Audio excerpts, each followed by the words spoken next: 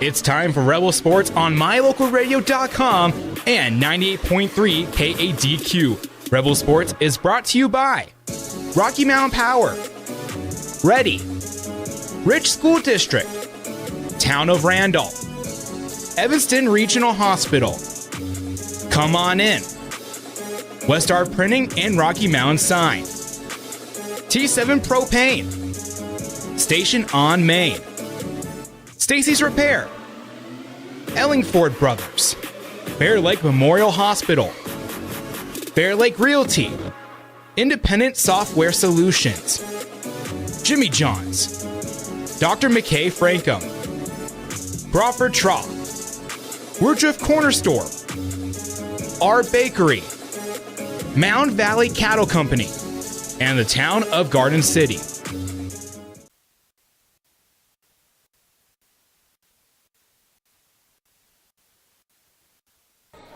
Welcome to all of our listeners. Thanks for tuning in for the Ellingford Brothers pregame show. We are here at Kemmerer High School.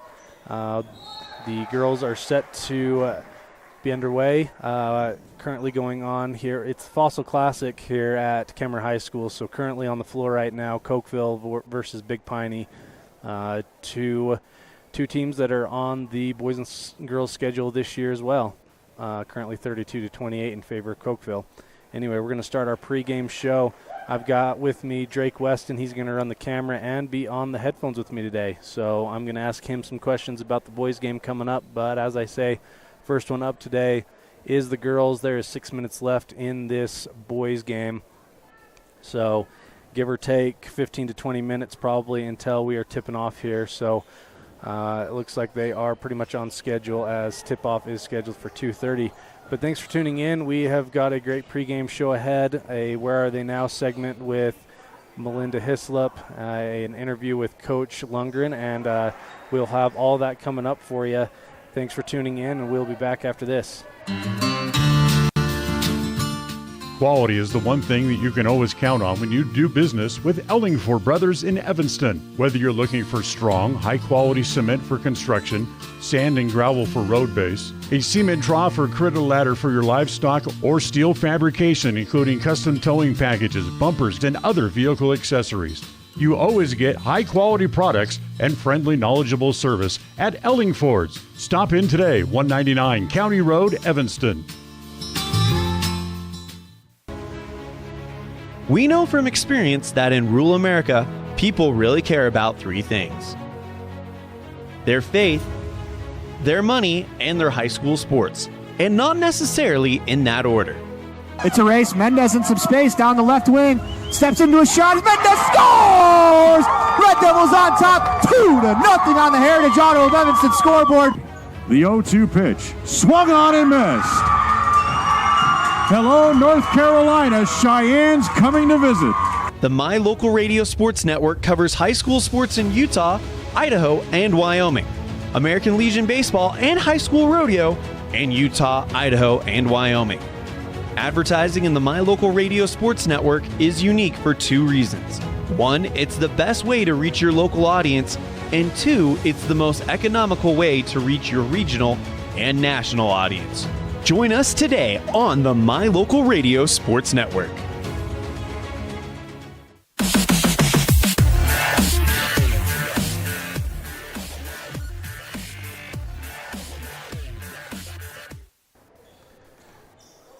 Welcome back. Thanks for tuning in to the Ellingford Brothers pregame show. We're here at Kemmerer High School for the Fossil Classic. I've got Drake Weston with me doing the girls' game today until he has to go and get ready for the boys' game. But Drake, thanks for joining me today. Yeah. He was pulled out of the crowd, as usually on these road games. I'm on my own, but I pulled my nephew out of the crowd to help me out. So Drake, you've got Kemmerer today. Do you know much about Kemmerer? I know sometimes when we go to these Wyoming tournaments, you just kind of have to play with what you've been given. But did you guys prep for Kemmerer specifically, or just for this tournament in general? Just for the tournament in general. I mean, we scouted all three teams. Kemmerer has almost everybody coming back, so you'll see the same kids as last year, other than their one big kid they had last year. But everybody else for Kemmerer's coming back. Gotcha. Yep. And so we've got Kemmerer today, and then tomorrow Big Piney and Farson, correct? Yep. Okay. And I believe with similar opponents, Big Piney and Farson, I believe they both beat Manila at the Fort Bridger Invitational. Is that right? Yeah, they did. Farson got them by 5, and then I can't remember how much Big Piney did, but Big Piney looked pretty good. Yeah, and as I say, we're watching Big Piney play Cokeville right now. It's a 5-point game in favor of Cokeville as the fourth quarter's getting close to closing. And Drake, what's it like playing without the shot clock at these Wyoming tournaments? It's a lot different. In practice today, we really focused on playing defense longer than we usually have, like for 40 seconds or 50 seconds, because that's what it's going to take to that's how long we're going to be playing defense for in this tournament, is probably about that. Gotcha. Well, thank you for tuning in once again. Drake and I will be bringing the game to you, the girls' game against Kemmerer here coming up. We'll talk more about the Lady Rangers when we get closer to tip-off. But when we come back, a Where Are They Now interview with Melinda Hislop. Many of you know her as Melinda Peart. But we'll be back with the interview. I was able to catch up with her earlier this week, and we'll be back after this. Thank you to our sponsors, Ellingford Brothers, along with many others that make this stream possible today. You're listening online at mylocalradio.com and on the radio at 98.3 KDQ FM. It's the best feeling when you've had a long drive and you see your hotel, the Come On Inn, Casper. That means your day just got better. At the Come On Inn, you have lots of options. Unwind in the hot tub, go for a swim, relax in the beautiful atrium, and sleep in total comfort. Centrally located, the Come On Inn is close to everything. In the morning, start your day with a delicious breakfast. Top it all off with an amazing, friendly staff who is always glad to see you. It doesn't get better than that. When you're in Casper, always stay at the Come On Inn.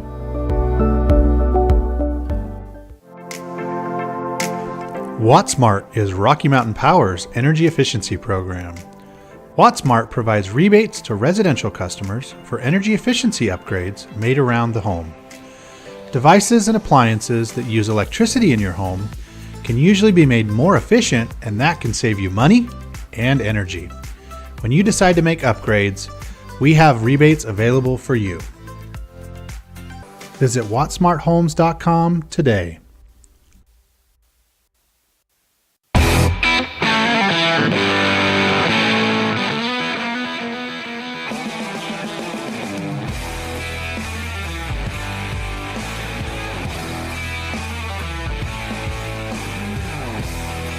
It is time for our Where Are They Now segment, and I'm excited to talk with Melinda Hislop, Melinda Peart Hislop. I always have to include your maiden name just in case, someone's trying to connect the dots, Melinda. So yes, for sure. I did Elisa Swenson's, and I called her Elisa Peterson the whole time. So I'll try to do better with yours. But Melinda is the daughter of Greg and Becky Peart in Randolph, and Melinda, thanks for taking the time to chat with me today.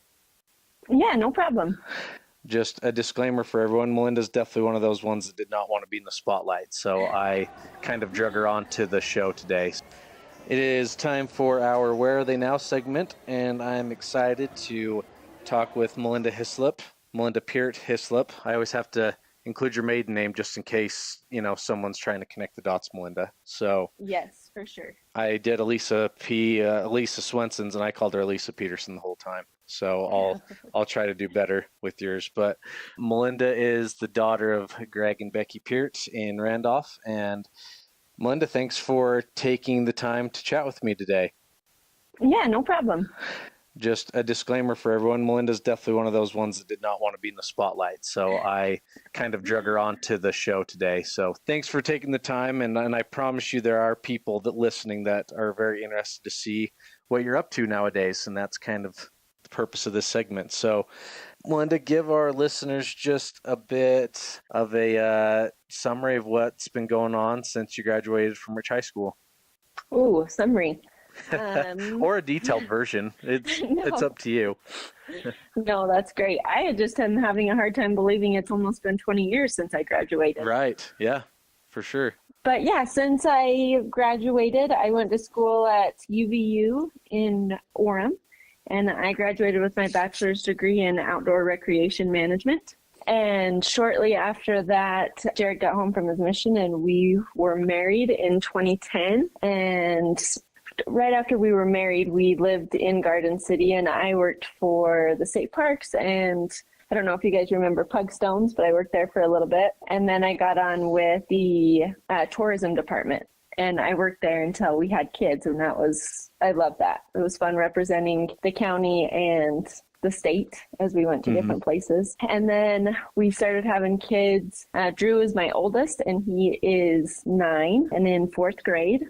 And then I've got Clara, and she is 7 and in 2nd grade. And then I've got Pete, who's home with me, and he's 4. And we've done a little bit of everything in the Bear Lake Valley to make it work so that we could stay. But I'm so glad to still be in Rich County and being a part of this community. And Melinda, I know that part of that you guys did go out of state for a little bit back. Was it around where Jared served his mission in the California area? Is that where you guys went back to?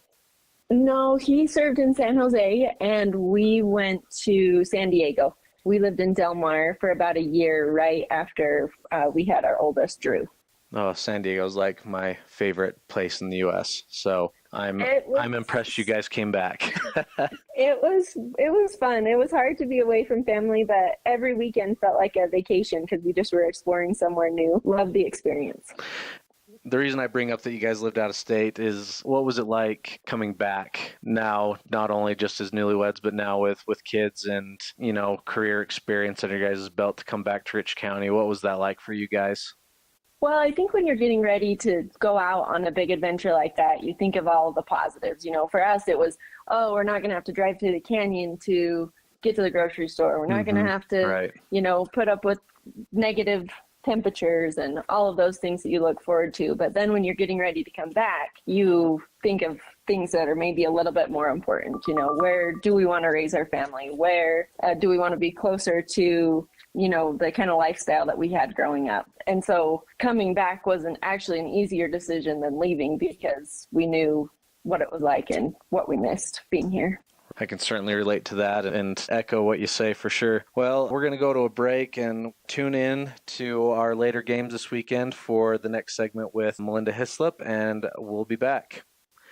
It is time for our Where Are They Now segment, and I'm excited to talk with Melinda Hislop. Melinda Peart Hislop. I always have to include your maiden name just in case, someone's trying to connect the dots, Melinda. So yes, for sure. I did Elisa Swenson's, and I called her Elisa Peterson the whole time. So I'll try to do better with yours. But Melinda is the daughter of Greg and Becky Peart in Randolph. And Melinda, thanks for taking the time to chat with me today. Yeah, no problem. Just a disclaimer for everyone, Melinda's definitely one of those ones that did not want to be in the spotlight. So I kind of drug her onto the show today. So thanks for taking the time, and I promise you. Listening to the music that you love brings you joy. MyLocalRadio.com brings you that music. Whether you like listening to country's biggest stars, classic pop hits, classic rock and rock hits, or country's young guns and legendary southern rock, MyLocalRadio.com puts your favorite music at your fingertips. Download the app to your mobile device or log onto the website to bring more joy into your life with your favorite music. MyLocalRadio.com.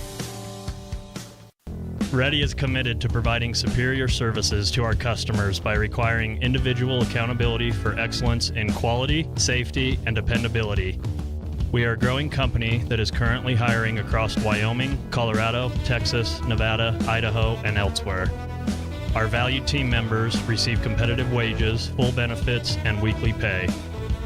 Interested in joining our team? Visit ReadyUSA.com. We are ready.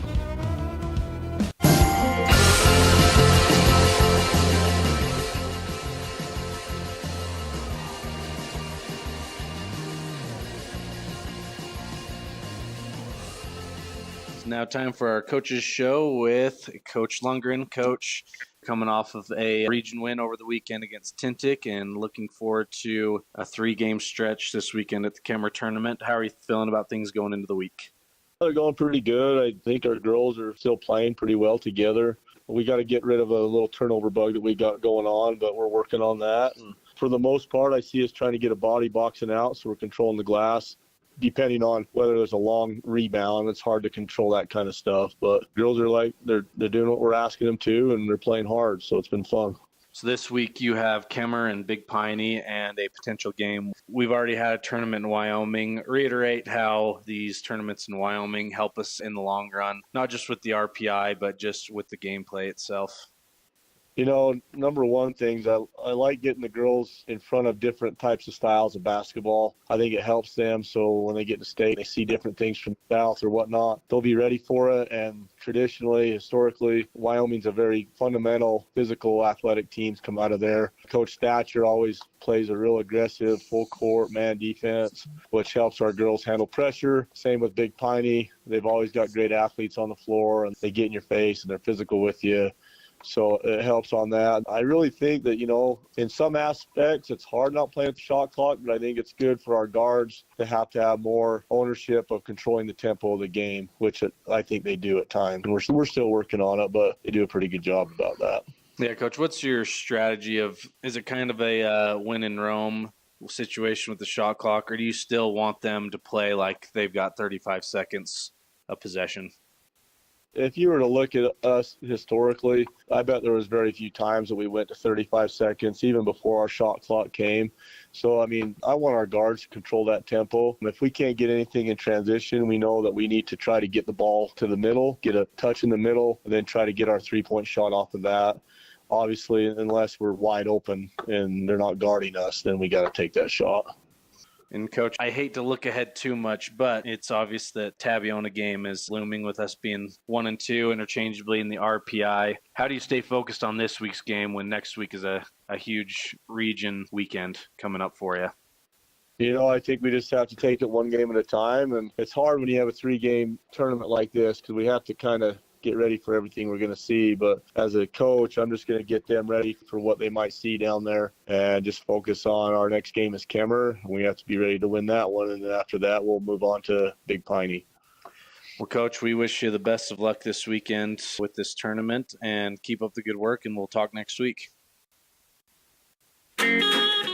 Bear Lake Memorial Hospital provides safe, effective, high-quality health care. With many specialty services, Bear Lake Memorial serves patients from prenatal to geriatric. When you need imaging services, including mammograms, CT, and other specialized tests, the MRI suite accommodates patients of all sizes. The large windows provide natural light to help patients have an even better scanning experience. For a complete list of services offered, visit us online at blmhospital.com. Bear Lake Memorial Hospital, the most caring hospital on earth. Welcome to the town of Randolph, located in northern Utah. The first group of settlers came from St. Charles, Idaho in March of 1870. We are a town of great extremes, from 90 degrees in the summer to minus 40 degrees in the winter, and we hold the record for the coldest temperature ever recorded in Utah at minus 50 degrees. Randolph is a small, friendly community that strives to preserve our rural heritage and small town feel. Enjoy the feeling each time you visit Randolph. Go Rebels!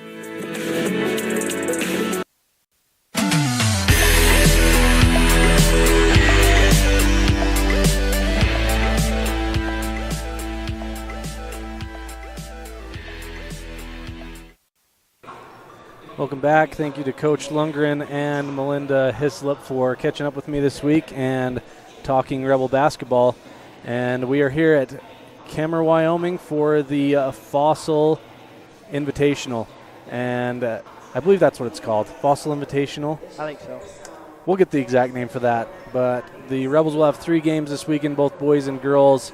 Today starts off playing the hosting school, Kemmerer, and the girls will play first. That's going to be here in the next few minutes, and then followed by the boys at 4 o'clock, roughly 4 o'clock. So it's a back-to-back. So as soon as the girls get over the boys' game, we'll get started. And let's talk a little bit, Drake, about the Lady Rangers. This is all based off of Max Prep, so take it how you will. 3-5 season. They have not had any conference games yet, but you know, I'm friends with Kemmerer's head coach. That's Philip Thatcher. Super good guy. He's the junior high football coach, so I've competed with him. He was the junior high football coach back when I was in junior high, so he's been in the sports world in Kemmerer for a long time. super good guy. I'm sure he's going to have his girls ready. He had a daughter graduate last year, but another daughter that's a senior this year. That's Ella Thatcher. She'll be number 12 today. But let's talk about keys to the game. Drake, if it's any indicator of last year's game with Kemmerer, just a very physical team that the Rebels are going to have to deal with today.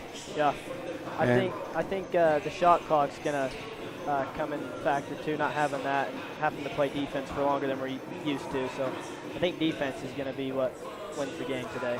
Absolutely. We talked about that earlier just for all of our viewers to know. And we've talked about this in games past, especially when we went to the Fort Bridger tournament.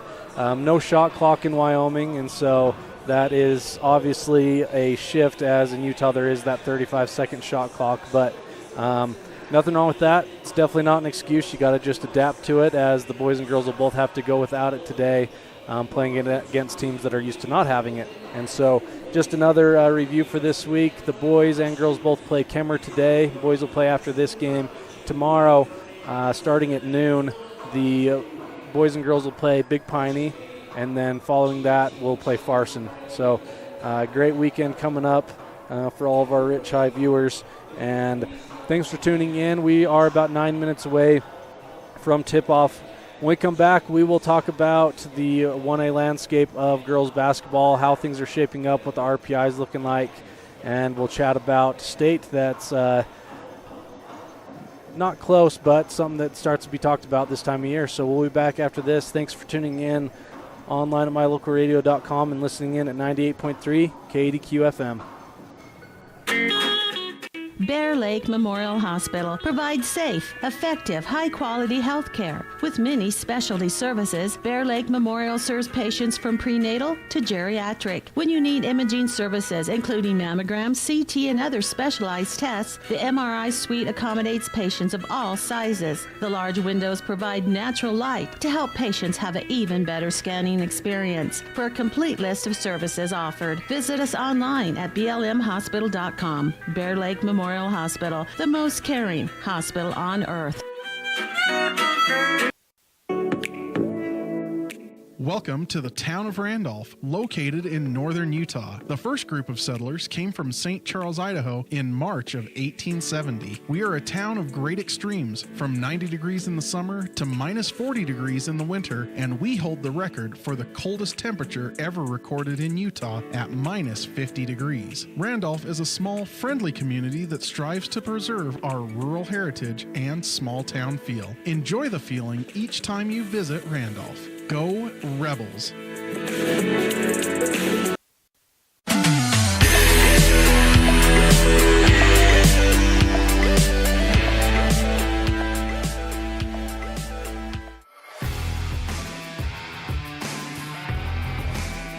Hi, I'm Tess Cornea. I'm a junior and I'm a base. I am Ashlyn Stevens. I'm a junior and I am a flyer. Hi, I'm Quincy Call. I'm a freshman and I'm a base. My name's Carly England. I'm a junior and I'm a flyer. I'm Chaisley Levitt, back spot and sophomore. Avery Weston, junior, side base. Hi, I'm Bryn Christensen. I'm a sophomore and a back spot. I'm Kelsey Heiner. I'm a sophomore and I'm a base. I'm Myra Carlisle. I'm a freshman and I'm a base. My name is Jordan Reese. I am a freshman and I am a base. I'm Cassie Argyle. I'm a senior and I'm a base. Hi everyone, my name is Kemmerer. I'm a senior at Ridge High and I'm a back spot. I'm Joss Ennis. I'm a senior and I'm a flyer.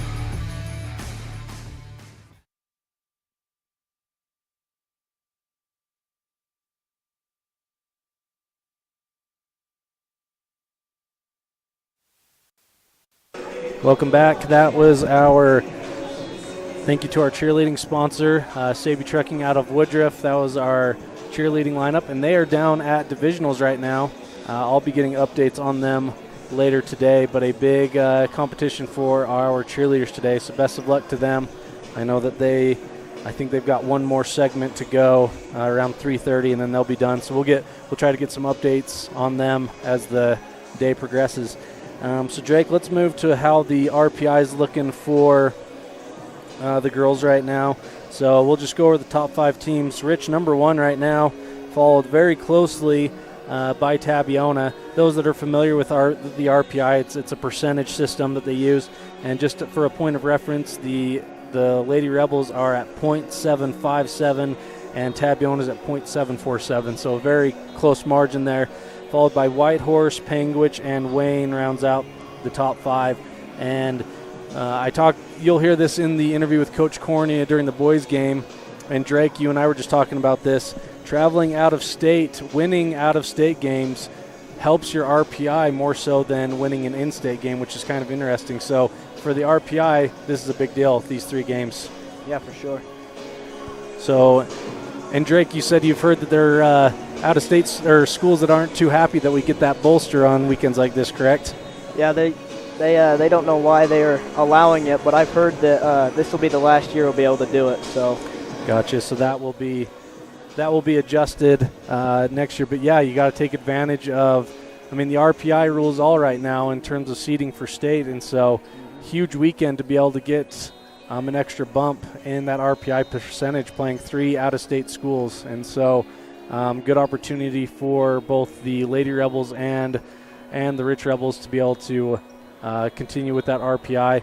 And it kind of sets the tone next week, Drake. Big weekend, not to look ahead too much, but big weekend next Friday, going to Tabiona with the girls being number 1 and Tabiona being number 2. That's going to be a battle.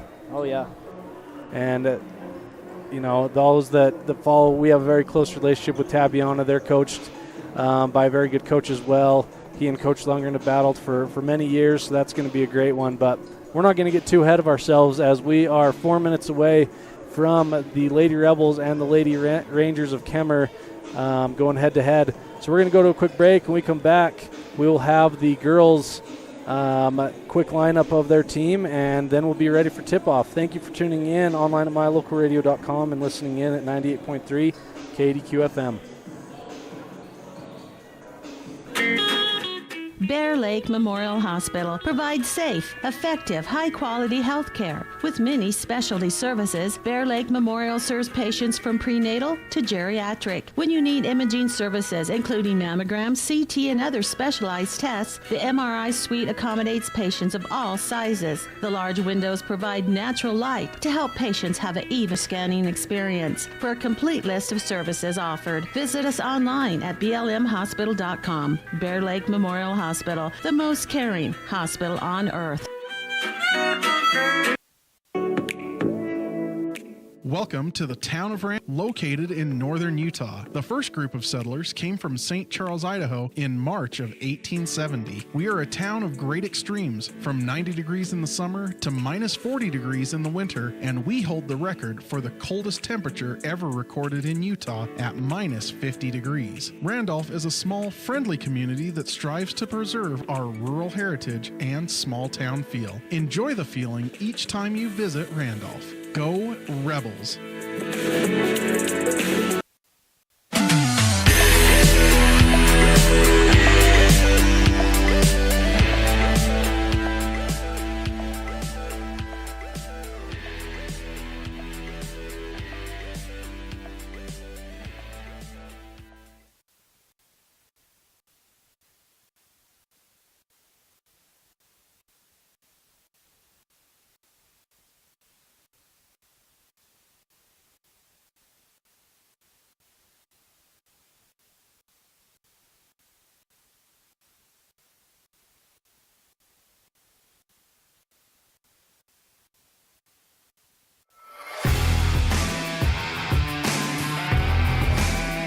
Hazel Scott, freshman, guard. My name is Cass Argyle. I'm a senior and I play shooting guard. I'm Paige Smith. I'm a junior and I play guard. Corey Stacy. I'm a freshman and I play shooting guard. I'm Jalen Lutz. I'm a sophomore and I'm a shooting guard. I'm Kira Jolly. I'm a senior and I'm a shooting guard. I'm Molly Weston. I'm a sophomore and I'm a point guard. I'm Ryan Smoot. I'm a freshman and I play post. I'm Kara Hoffman. I'm a freshman and I play post. I'm Lacey McKinnon. I'm a sophomore and I play guard. My name's Dottie Morris. I'm a sophomore and I play post. My name is Brindley Hatch. I'm a senior and I play post. I'm Lila Taylor. I'm a sophomore and I play post. My name is Emery Thornock. I am a freshman and I am a guard. My name is Ryan Latham. I am a sophomore and I play as a guard. I'm Brooke Compton. I am a junior and I am a post. I'm Braylon Pugmire. I'm a sophomore and I'm a post.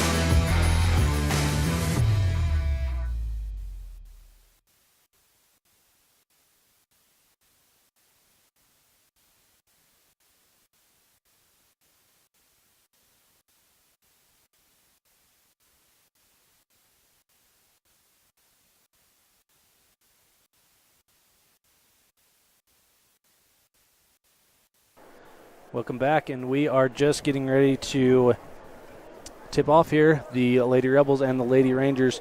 And just a heads up, we were having some buffering issues with our internet connection. We have our own internet box that we use, and it was having a hard time getting a connection for a minute. The athletic director from Kemmerer, I'm going to give him a quick shout out because he's been awesome. He got us a nice spot to set up, and he's gotten me the Wi-Fi info. That's Cody Hartung. He's awesome. And so if we do briefly disconnect, it's because we're getting connected to a new Wi-Fi, and we have an extension cord going across a track plugged into the wall. So if all of a sudden we lose power, it's because a kid tripped over our cord. So just some warnings leading up to the game here, but should be just fine. And we are just getting ready to do the starting lineups, and I'm basing the Kemmerer roster off of Max Preps, so hopefully these are correct, but we are just starting to do the starting lineup here. And the Lady Rebels will be the visiting team, Lady Rangers the home team, and we will keep the scoreboard updated throughout the game. So Drake, what excites you about this matchup? And what excites you about playing in an hour and a half? What excites me is I know these two teams have had some unfinished business with each other from last year. Remember the game-winning shot last year against Kemmerer? That's right. Janie hit the game-winning shot at this very invitational. Yep. That's right. Same one. So, yeah, as you say, some unfinished business, which always makes sports really fun. Yeah. And I'm just trying to match up the roster here. I think that this roster is correct that we've got on Max Preps, so we'll go off that. So we're going to go radio silent real quick while we do the national anthem.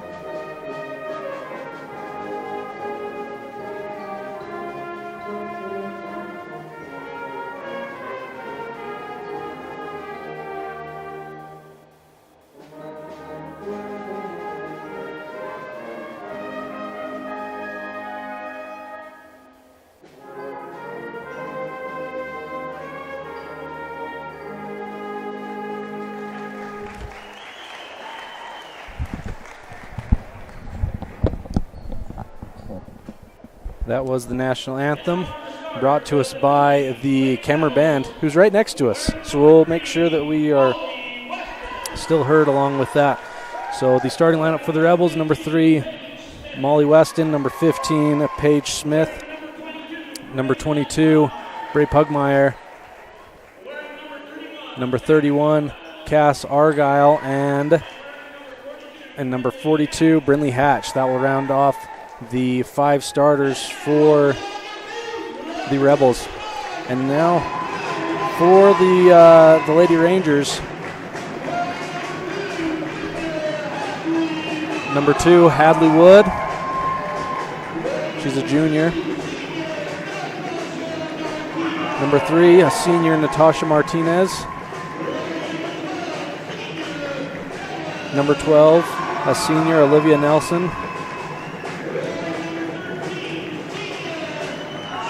Number 13, a senior, Ella Thatcher, daughter of Coach Thatcher.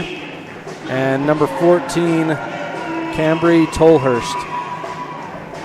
So Drake, Kemmerer, just the eye test, they've got just as much size as the Rebels, just the eye test on paper. It's going to be a good matchup here today. Yeah, I think so. And so we will set to tip off here. Once again, we are at the Fossil Invitational at Kemmerer High School. Rich High Rebels versus the Kemmerer Rangers.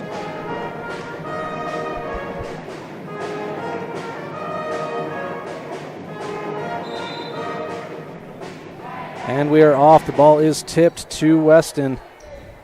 And Weston will take it the other way. Once again, no shot clock today, so possessions will be a bit longer, theoretically. Hatch hands to Weston on the right wing. She gets a pick and roll to Pugmire, and that is good. So the Rebels able to get a good play set right off the bat, and the Rangers are going to come the other direction trying to answer here. Thatcher has it on the left wing. She's got a pick and roll set for her. She's going to kick it to the outside to Tolhurst. Tolhurst to Martinez, then back to Thatcher. Thatcher has, that was Skidmore on the left wing. Back to Thatcher. And now Martinez on the right wing. Back to Thatcher. Thatcher drives in, kicks it back out to Nelson. Nelson back to Thatcher. Thatcher's going to go up with it. Guarded closely there by Pugmire and rebounded by Argyle going the other way. She hands to Weston, who kicks it up to Smith on the right wing. Smith into Hatch. Hatch is going to give it to Argyle. Argyle pump fakes on the left wing and drives and dishes, and she's going to get fouled on that drive. Good pump and drive there by Cass. And so the the Rebels are going to have the ball as that was a foul on the ground, so they're going to have the ball under their own basket as Argyle looks to inbound. She gets it to Weston, who pump fakes in the corner, drives, is met by a couple of Rangers, gives to Hatch, then up top to Smith. Smith dribbles to her left. Rangers in a man defense. Hatch gets it on the right wing, looks to feed Pugmire inside. She is fouled, and so she'll go to the line shooting 2. And Drake, I think that's going to be a big part of the game plan today, feeding Pugmire underneath, trying to get the Rangers into foul trouble. And so Pugmire will go to the line shooting 2. And the first is up and good. So the Rebels take a 3-0 lead early on here in the first quarter.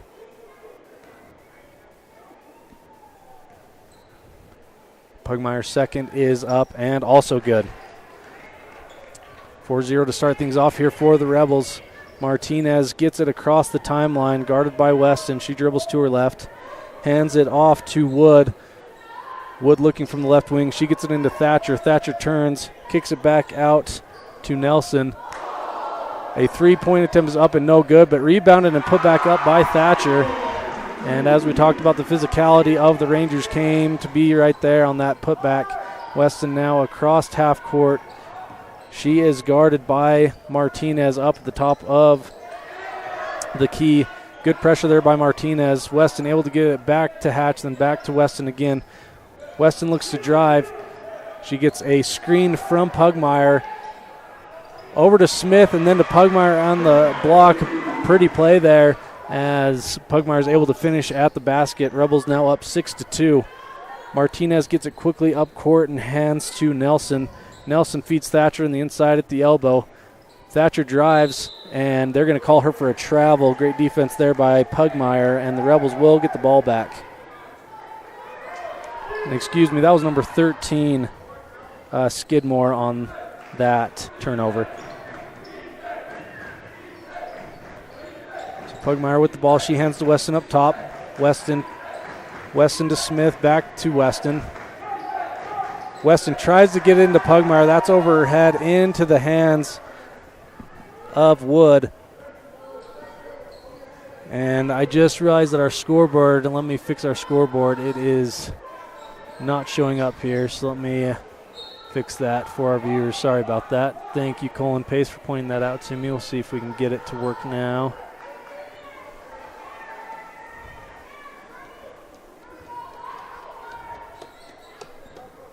Okay, that should be right now. 6-2 on the station on main scoreboard. 4:53 to go here as Skidmore tries for 3. That's off the front iron, but rebounded by Martinez. Great hustle. She gets it back into Skidmore. That is handed off to Nelson. Nelson's fouled on the drive. She'll get to go to the line shooting 2. And that foul is on Weston. That's going to be her first foul.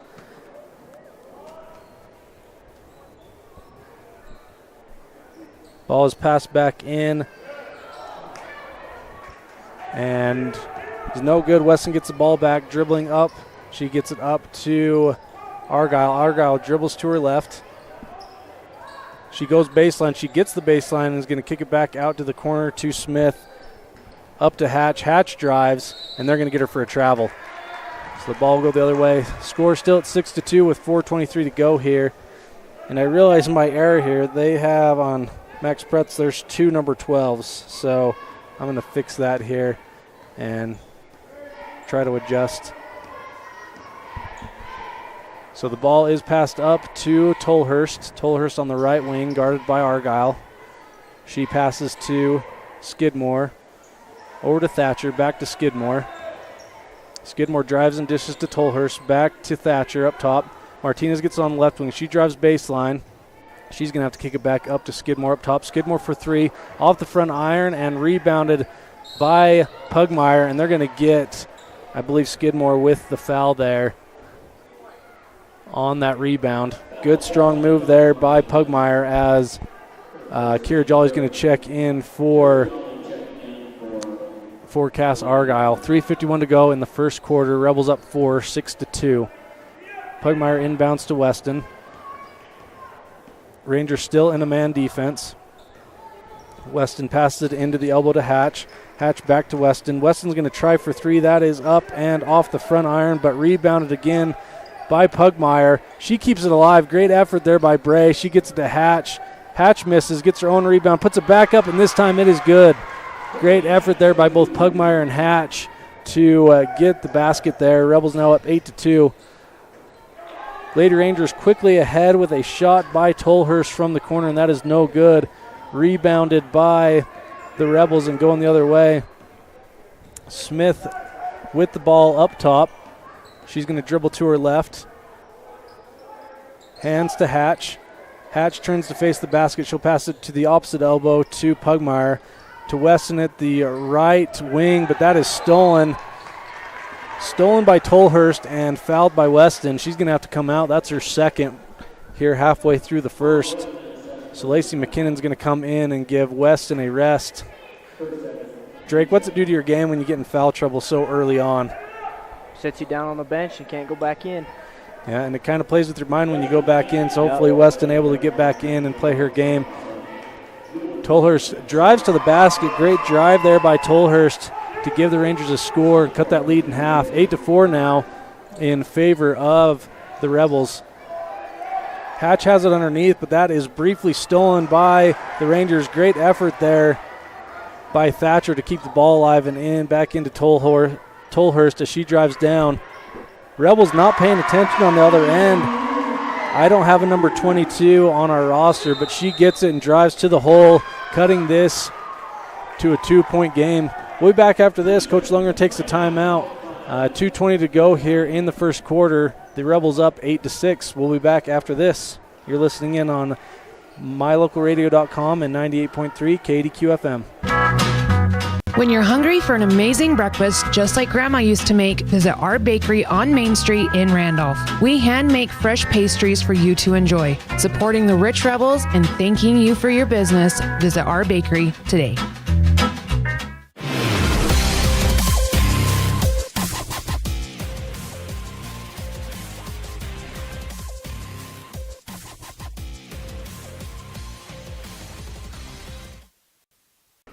Okay, we are back after that quick break as the Rebels do get the ball to start coming out of this break. Jolly has it on the wing. She dribbles to her right, passes it up to Hatch. Hatch to Smith on the right wing. Smith dribbles to her left, picks up a dribble and hands to Pugmire up top. Pugmire to McKinnon. McKinnon dribbles baseline to her left. She's able to get to the hole and not able to finish. Great drive there, but defended by the Rangers, and luckily on the rebound, the Lady Rangers step out of bounds, so the Rebels do get to keep possession, and they'll take it under their own basket with Jolly passing it in. Jolly looks, has a wide open Paige Smith, and Paige able to finish. Great finish there for the Rebels. Great drawn up play as Jolly finds Smith cutting to the hole. Rangers waste no time getting it back down. Martinez tries for the basket, but that is off and rebounded by Jolly. She gets it to Smith. Smith brings it across half court. Looks to Coach Lungen for the next set. She'll dribble to her left. She picks up and passes to Pugmire at the elbow. Pugmire turns and faces the basket. She'll kick it out to Smith for three from the corner, and that is good. Big three there. Paige Smith with 5 points. The last two trips down the floor. Tolhurst gets it across to Wood. Wood crosses it to Thatcher. Thatcher to Martinez. Martinez drives. She is met by 4 different Rebels who stop her on that drive, and off the tipped ball, Pugmire gets the rebound, passes it up to Smith. 55 seconds to go here in the first quarter. Rebels up 13-6 as Paige passes to her left to Kira. Jolly on the left-hand side. Kira enters it into Pugmire. Pugmire, great drive. She just dribbles her man down, gets down to the block, and gives the Rebels a 9-point lead. And now the Rebels able to steal the ball as the Rangers try to take it up the court up after the Rebels point, and a lot happened there as Pugmire able to get the rebound off of that attempted layup for the Rebels. She puts it back up and is fouled in the process, so she'll now go to the line trying to get the 3-point play here. So great last 3 possessions for the Rebels as they're on a run here, now up 11 with 32.8 to go in the first quarter. So Bray's foul shot is up and good. She completes the 3-point play. Rebels now up 12 with 32 seconds to go in the first quarter as Lacey Morse is in for Bray Pugmire. She's going to take a quick rest for the duration of this first quarter, I'd imagine. Tolhurst gets it across half court. Almost travels there, but able to keep her pivot foot. She hands to Thatcher. Thatcher drives in, kicks it back out. 20 seconds on the clock. Tolhurst with it in the corner. They get it back up to Thatcher up top. Once again, I don't have a very updated roster. I'm going to try to find one, but the Rangers have it underneath. Back up top to Tolhurst. Over to Thatcher up top. 3 seconds to go. Tolhurst is going to try for 3 from the left wing. That is no good. Rebounded and put back up, and that is no good. So the Rebels will go to the end of the first quarter up 18-6. Thank you for tuning in. This is a T7 production of Lady Rebel Basketball, online at mylocalradio.com and listening in at 98.3 KDQ FM. We know from experience that in rural America, people really care about 3 things: their faith, their money, and their high school sports, and not necessarily in that order. It's a race. Mendez in some space down the left wing. Steps into a shot. Mendez scores! Red Devils on top, 2-0 on the Heritage Auto of Evanston scoreboard. The 0-2 pitch. Swung on and missed. Hello, North Carolina. Cheyenne's coming to visit. The My Local Radio Sports Network covers high school sports in Utah, Idaho, and Wyoming. American Legion Baseball and high school rodeo in Utah, Idaho, and Wyoming. Advertising in the My Local Radio Sports Network is unique for 2 reasons. 1, it's the best way to reach your local audience, and 2, it's the most economical way to reach your regional and national audience. Join us today on the My Local Radio Sports Network.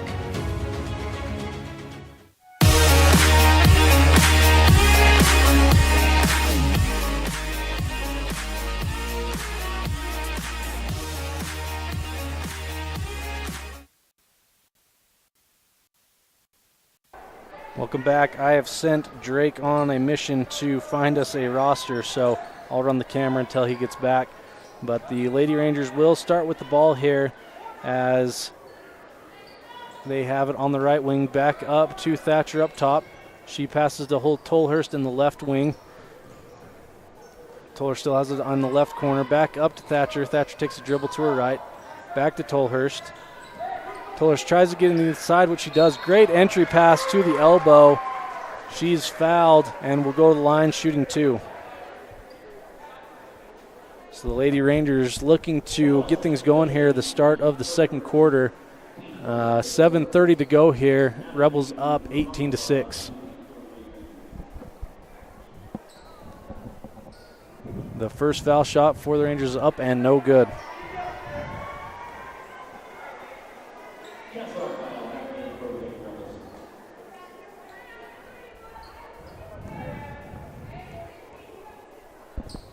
Second foul shot is up, and this one is no good as well. Tipped out of bounds on the Rebels, so that'll stay here in possession of the Lady Rangers.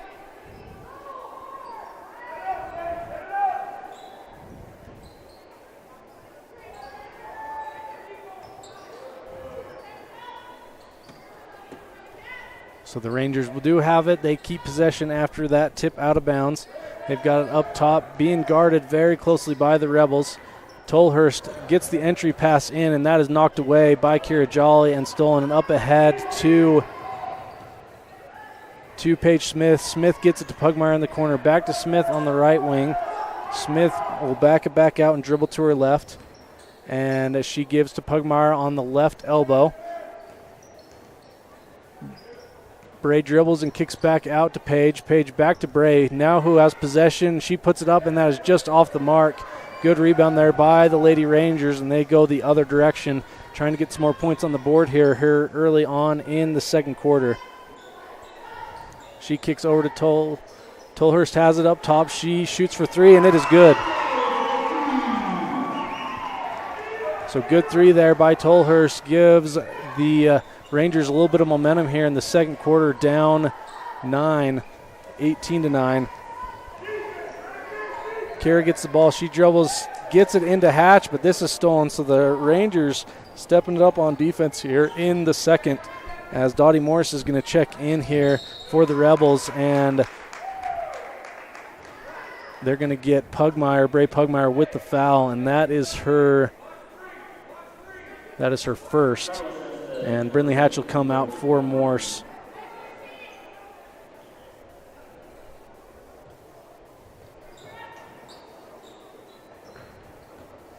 Ball is inbounded and getting up to the top. Back to the corner to Thatcher.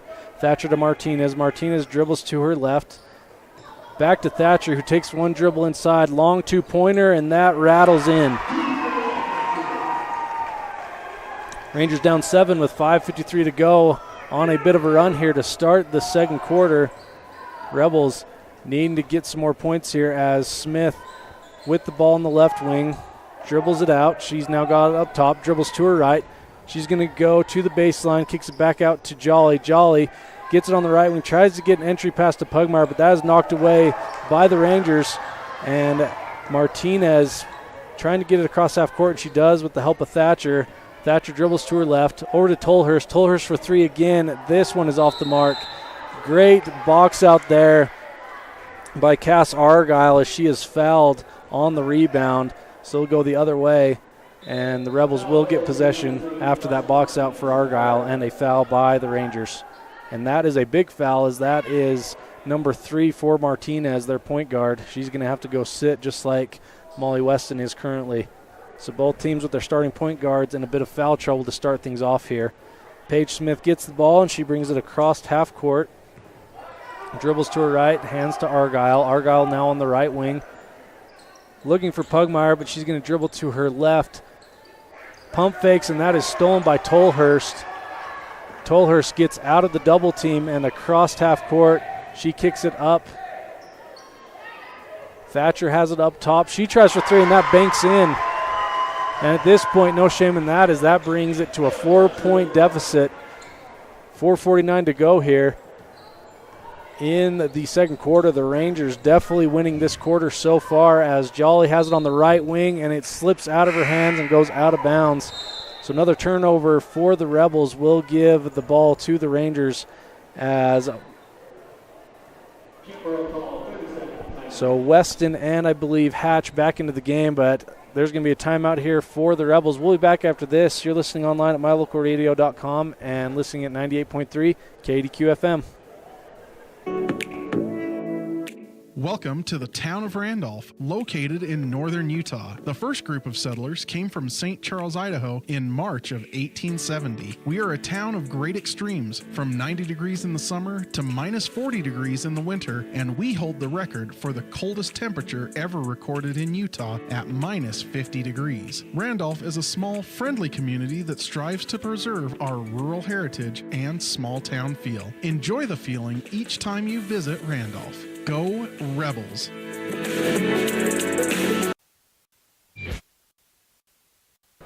Welcome back. We are underway after that break, and the Lady Rangers with the ball. They get it across half court over to the left wing. Pick set Thatcher, dribbles to her right. She gets it to Tolhurst. Tolhurst pump fakes and drives. She'll kick it back out for three. That just rattles out. And Hatch, a great rebound there and box out. She'll get it back to Weston. Weston gets it across half court, dribbling to her right. She gets it to Jolly. She then cuts. Jolly gets a screen. She dribbles baseline. That dribbles off her foot, but she's able to regain possession. Gets it to Pugmire on the right wing. Back up top to Hatch. Hatch dribbles to her left. Gives to Weston. Weston's going to pull for three. That is no good as that bounces off the top and out of bounds. So once again, Rebels up 18-14 after this run by the Rangers. And I believe, who just checked in, Drake? Is that Paige that just checked in for Cass, or for... Yeah, Paige just checked in. For Jolly, okay. So for the Rebels, it's Smith, Argyle, Weston, Pugmire, and Hatch. The Rangers get it inside to the block. Defended closely there by Hatch, but they're going to get her for a reach underneath. Yep, they're going to call that on Brindley Hatch. And so the Rangers will get the ball under their own hoop after that foul on the ground, and that is Brindley's first foul of the game. Ball is inbounded to Tolhurst. Back up top. Rangers looking to drive in, which they do, but that is tipped away by the Rebels. I keep thinking there's a shot clock, Drake, but nothing will be reset here. Rangers simply keep possession under their own basket. Thatcher looking to inbound. She's looking, she gets it up top to the right wing. Back to the top of the key to Tolhurst. Tolhurst dribbling to her right. She gives to the right wing. That is given back to Thatcher up top. The Rangers work around the perimeter, and then Tolhurst will drive in, and that is off the mark and rebounded by Weston. Weston now taking it to the other end. She gets it across half court. Dribbles all the way to the hoop and loses it, and that is taken by the Rangers. Briefly tipped away by Pugmire into the hands of Tolhurst, and then off of her hands out of bounds. The Rebels, who initially turn it over, able to cause a turnover with the defense of Bray Pugmire, and the Rebels do keep possession on the sideline. Pugmire is going to immediately enter it into the post to Hatch, and that is off her hands, out of bounds, so the Rangers will get it back. I don't have the tally, Drake, but a lot of turnovers so far in this second quarter. A lot of turnovers and a lot of fouls. So a little bit sloppy, but the Rebels able to be up four with just under 3 minutes to go. Tolhurst drives to the basket and is good. Weston not able to be very aggressive on defense because she's got two fouls, and now the Rangers up just down two with 2:40 to go in the half. Pugmire gets the rebound, kicks it off to Weston. Weston tries for three, but that is no good. Rebounded by McKinnon. McKinnon to Pugmire. Back to Smith. Smith will try for three, and that almost rattles in, but Paige able to get her own rebound, and it is missed and tipped out by the Rebels. So, yeah, Drake, the momentum for the Rebels has not been there for the second quarter. A great first quarter by the Rebels, but now it's being matched by the Rangers, as is just a 2-point game with 2:24 to go here in the first half. Rangers do get it across half court. Thatcher gets it over to Tolhurst on the right wing. Tolhurst dribbles to her left. She gets a screen. With the pick and roll, she gets it to her man, and she misses. Weston with the rebound. She goes the other way, gets it ahead to McKinnon. McKinnon has it on the right wing. She picks it up and enters it into Hatch. Hatch, a great move and finish. Give the Rebels a score. The Rebels had not scored for a while, but able to now be up 20-16, 4-point game. The Rangers quickly get it down to the other end of the floor, and the Rebels tip it out of bounds on the transition, and the Rangers keep possession on the sideline. Thatcher enters it in. Wood has it up top. She hands to Tolhurst. Tolhurst dribbling at the top of the key. Excuse me, that's Skidmore. Skidmore to Wood. Wood drives, and that is tipped, blocked by Brindley Hatch. Great defensive play there by Brindley. Into the hands of Weston.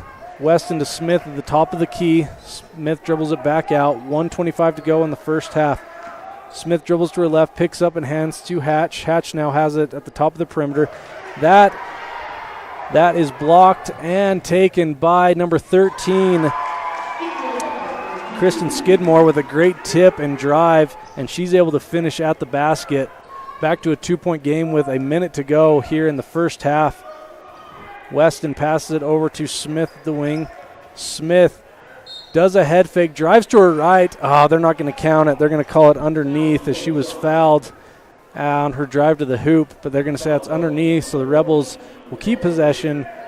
56 seconds to go. Argyle subs in for Weston. Smart sub there by Lundgren, as you want to prevent Molly from getting into foul trouble before the end of the half. Argyle, the inbounder. She's looking. She gets it into Hatch. Hatch, good move there. Is she able to finish? She is not. Good defense there by Skidmore. Skidmore rebounds it. Gets it up ahead to Thatcher. Thatcher crosses the timeline. She passes to Skidmore. Skidmore pump fakes and drives. Back to Thatcher. Thatcher for three, and that is off the back iron and rebounded by Pugmire. And they're going to get Skidmore with the foul going the other way on the rebound. 38 seconds to go here. Drake, do you play for the last possession here with 38 seconds to go in the half, up 2? Yeah, I think you play with the last possession to see if you can get a bucket to go up 4 when halftime comes. I agree. We'll see what the Rebels do here. Page crosses the timeline, passes to McKinnon on the right wing. McKinnon drives and shoots, and that is off the mark and out of bounds. And so Kemmerer will get to play for the last possession now with 25 seconds to go, just down 2. We'll see if they go for the tie or for the lead here to end the half. Thatcher hands to Skidmore. Skidmore gets it across half court. She's guarded by Pugmire. Over to Wood on the left wing. Wood is looking underneath. She gets the entry pass in, but that is kicked right back out to Wood. Skidmore has it on the right wing. 6 seconds to go. She tries to get her for a cutter. That is caught on the inside by Thatcher, and Thatcher able to finish at the basket. And the Rebels and the Rangers both at 20 to end the half. We've got a great one here, 20-20, all evened up. We'll be back after this with our halftime show. Thank you for tuning in online at mylocalradio.com and over the air at 98.3 KDQ FM. We'll be back after this. Welcome to the town of Randolph, located in northern Utah. The first group of settlers came from St. Charles, Idaho in March of 1870. We are a town of great extremes, from 90 degrees in the summer to minus 40 degrees in the winter, and we hold the record for the coldest temperature ever recorded in Utah at minus 50 degrees. Randolph is a small, friendly community that strives to preserve our rural heritage and small town feel. Enjoy the feeling each time you visit Randolph. Go Rebels!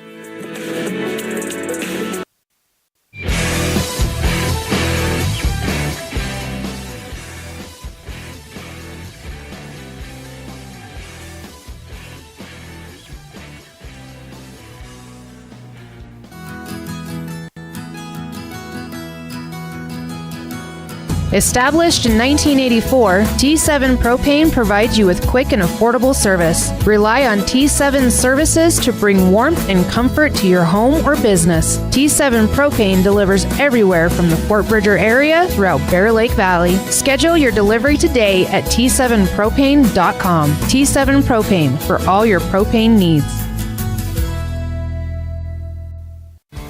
Listening to the music that you love brings you joy. MyLocalRadio.com brings you that music. Whether you like listening to country's biggest stars, classic pop hits, classic rock, and rock hits, or country's young guns and legendary Southern rock. MyLocalRadio.com puts your favorite music at your fingertips. Download the app to your mobile device or log onto the website to bring more joy into your life with your favorite music. MyLocalRadio.com.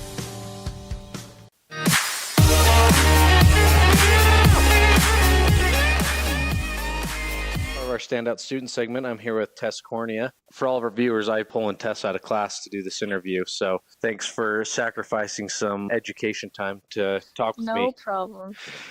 I enjoy it. I'm just kidding. Most of our listeners know, but Tess, she is the daughter of Coach Cornea and Lisa Cornea, who's also a teacher in the school district. Tess, let's start things off with how your junior year's been going so far. You've had volleyball season and now cheerleading starting. How's everything going for you? Yeah, it's been good. Keep going. I don't know. I honestly don't look too much past each week, so you just take it this week's been going great. So, yeah. Well, let's talk about cheerleading so far. You know, now that you guys can compete and win championships like you did last year, how is that for you, for it to not only be something you do at home games and things, but you're actually going out and competing against other schools? I think it really gives us a purpose. I mean, that's the whole reason that I do cheer. I don't think I'd be doing it if we didn't have competition because, yeah, it really gives us like a point to our practices instead of just for games because it doesn't matter as much to be perfect in front of our county, but in front of judges it is. So that was a draw for you when it became a competition. That's when it kind of made you start thinking that you wanted to do that. Yeah. If it wasn't competition, I'd still be playing basketball. Gotcha. Honestly. What did your dad say when you chose to do competitive cheering versus basketball, with him being such a basketball lover? He didn't care too much about it, honestly. He just wanted me to do what I wanted to. And especially with it being competitive, he was okay with it. Exactly. You know, and I have a daughter who knows what she'll do, but she loves gymnastics and everything like that. So I felt the exact same, you know, as competition's competition. So we need her right now. Yeah, take her. She'd love it. So I've got to confirm rumors. I've heard that your guys' practices are probably some of the toughest in the district across all sports. Is that true? I think we compete with the other practices. Rich High's practices are tough, but especially before competitions. Yesterday, I don't know if you're going to know the terminology, but our big pyramid, so that's like the really big stunt. We ran that 5 times in a row in the last 10 minutes of practice. So and this is after doing individual stunts and baskets and so you're tumbling. Already burned out. And and we were like, okay, well, let's hit the pyramid. And I was like, what? So yeah, we so your arms and shoulders were fried by the end of the day, to say the least. Yeah. Yeah. And we have to set up our mats and move all of the tables out of the lunchroom. So we already take up quite a bit of time. Well, and stretching too. So we have shorter practices that we have to pack more in. Yep, that makes sense. Well, I'm glad you brought that up. I think most people understand and appreciate the hard work that goes into the competitive cheer, but it's good to kind of give people a glimpse into how intense and compact the practices are each day. So, well, good luck with the rest of cheerleading. State is in what, 2 weeks? Is that when it is? Yeah, 2 or 3. Something like that? I think it's 2.5.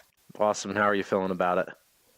I'm feeling pretty good. I think we need to band together and I don't know. The other teams are a lot better this year, and things keep changing with how the judges score us because cheer's a pretty new sport, so it's just it changes a lot with each competition. For sure. Yeah.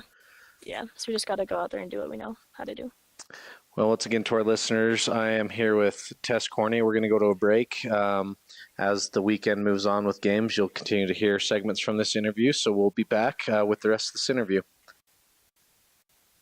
Great signage is an important component to any successful business. It lets your customers know they have arrived at your doors, and it's a constant advertisement of who you are. When you install LED signage, you're taking it one step further. The ability to create color messages that move is an attention grabber. Plus, you can change the message whenever you would like. Make your business stand out with an LED sign from Rocky Mountain Sign, providing service, installation, and maintenance on all signage. Rocky Mountain Sign, licensed in Wyoming and Utah. Call today for a quote, 307-789-5202.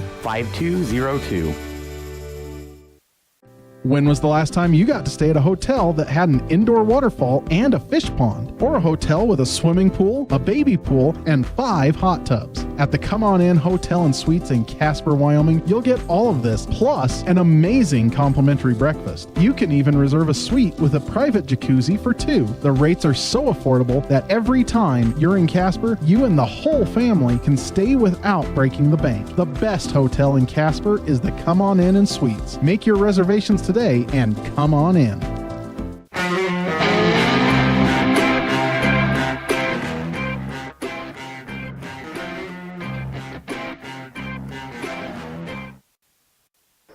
Welcome back. We have a good one brewing here with the Rebels tied with the Rangers 20-20. As you see the boys warming up, my cameraman's down there warming up. He'll be back after this, but go through some first half highlights quickly. The score sheet shows on the Rebels side, Paige Smith with 5, Bray Pugmire with 11, and Brindley Hatch with 4, making that 20. And on the Kemmerer side, same thing, only 3 scores so far. Thatcher with 7, Skidmore with 9, and Natalie R., that's what the score sheet says. I'm not sure on her last name. That's number 22. Natalie, she's got 2. So both sides, not a ton of scoring, but a 20-20 game here. Very physical matchup between both sides, as I was expected coming into this one. And we got a great half coming up for you. So 2.5 minutes to go here for halftime. We'll go to break. When we come back, we'll be ready for tip-off here at Kemmerer High School, part of the Fossil Classic. One of 2 games today for the Rich Rebels. Thank you for tuning in. This is the halftime show brought to you by the station on Main, online at mylocalradio.com, and listening in at 98.3 KDQ FM. Great signage is an important component to any successful business. It lets your customers know they have arrived at your doors, and it's a constant advertisement of who you are. When you install LED signage, you're taking it one step further. The ability to create color messages that move is an attention grabber. Plus, you can change the message whenever you would like. Make your business stand out with an LED sign from Rocky Mountain Sign, providing service, installation, and maintenance on all signage. Rocky Mountain Sign, licensed in Wyoming and Utah. Call today for a quote, 307-789-5202. When was the last time you got to stay at a hotel that had an indoor waterfall and a fish pond? Or a hotel with a swimming pool, a baby pool, and 5 hot tubs? At the Come On In Hotel and Suites in Casper, Wyoming, you'll get all of this, plus an amazing complimentary breakfast. You can even reserve a suite with a private jacuzzi for 2. The rates are so affordable that every time you're in Casper, you and the whole family can stay without breaking the bank. The best hotel in Casper is the Come On In and Suites. Make your reservations today and come on in.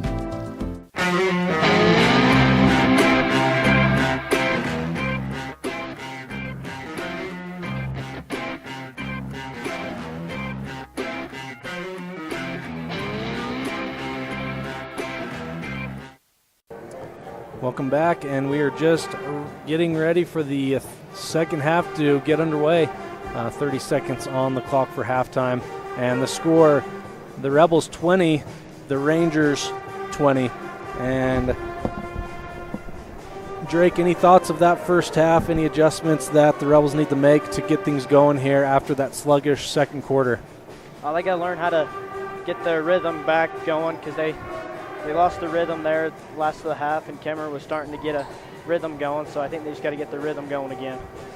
And Drake, we were just talking, you like this gym. Your career high happened in this gym last year, right, against Farson, 27 points. Yeah, I do like this gym. And so the second half is set to come underway with the Rebels starting with the ball.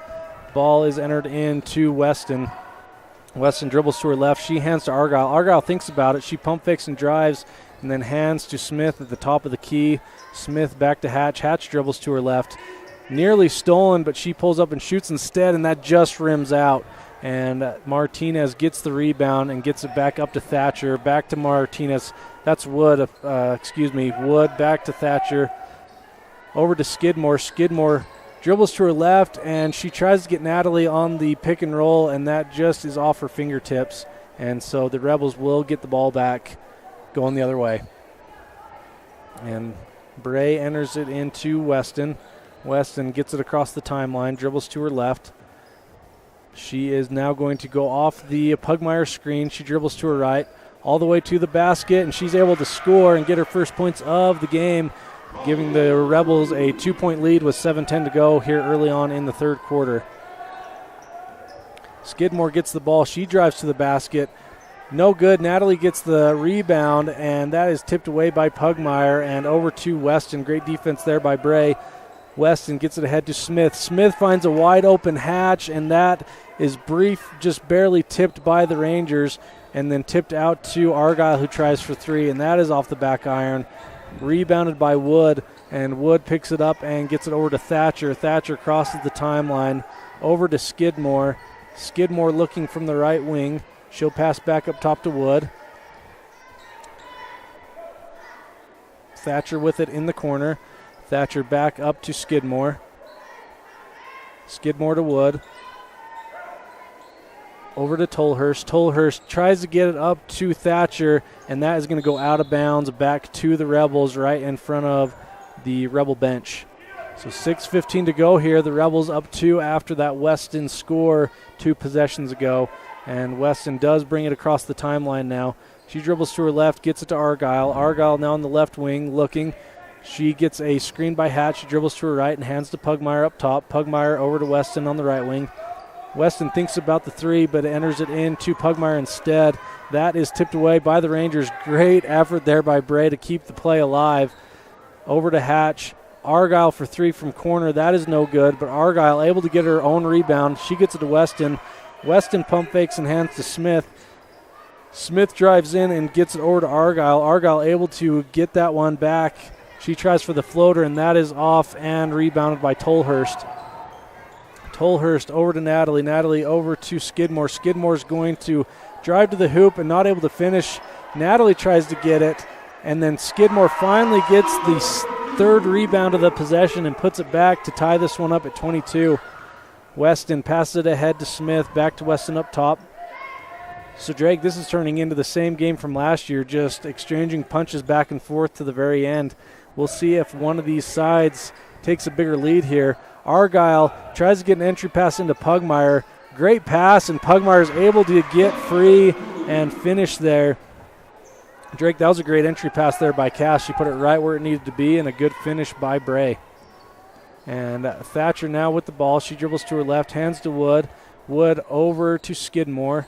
Skidmore's going to drive on Pugmire.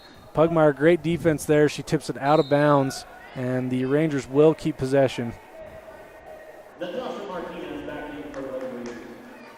So Martinez into the ball game for Tolhurst. She's got 3 fouls. She should be good to go now with 4:42 to go in the third quarter. Great play there by the Rangers. Thatcher enters it up top to Skidmore, and Skidmore puts it right back to the block where Thatcher was, and Thatcher gets fouled on the attempt. She'll go to the line shooting 2. So Thatcher looking to tie this one up, down 2, going to the line. Her first is up and off the front iron. In for the Rebels, Kira Jolly and Lacey McKinnon. In for Cass Argyle and Brinley Hatch. So for the Rebels, it's going to be McKinnon, Pugmire, Smith, Weston, and Jolly. For the Rangers, it's Skidmore, Natalie, Thatcher, Martinez, and Wood. Thatcher's second just rims out. McKinnon with the rebound up to Smith, who takes it across half court. She's guarded closely near half court by Thatcher. Great drive there by Page as she goes all the way from the half court to the rim to give the Rebels a 4-point lead. On the other end, Natalie gets it just underneath with a quick answer, able to finish at the block. 26-24 for the Rebels. Weston dribbles it over to Smith. Smith on the right wing. She fakes to her right and dribbles to her left. She picks it up, hands to McKinnon, who's at the extended key right at the top. She dribbles to her left, gets it to Weston in the left corner. Weston thinks about 3, picks it up and passes it over to Smith. Smith has it at the top of the key. Back to Weston at the top. Weston over to Jolly. Jolly thinks about 3. Instead, she has a nice pass into Pugmire, and Pugmire with the and one to finish at the block. Great pass there by Kira to find the open Pugmire. And now Bray will go to the line trying to get the 3-point play, which would be her second and one finish for the game. Rebels up 28-24 with 3:41 to go here in the game. This game's gone by fast. Would you agree, Drake? Yes, it has. Are you feeling ready for your game? Oh, I'm ready. I'm not taking you too out of sync. No, I don't think so. Bray's foul shot is up and good. Rebels now up 5 with 3:40 to go here in the third quarter. The Rangers get it down to Wood on the baseline. Wood back up to Skidmore up top. Skidmore gives to Martinez. Gives it to Natalie. Natalie to Skidmore. Skidmore to Thatcher. Thatcher drives, and she is fouled on that drive to the hoop. She'll go to the line shooting 2. Last time she went to the line, she missed both. Looking to get 2 points here at the line to bring her squad within 3.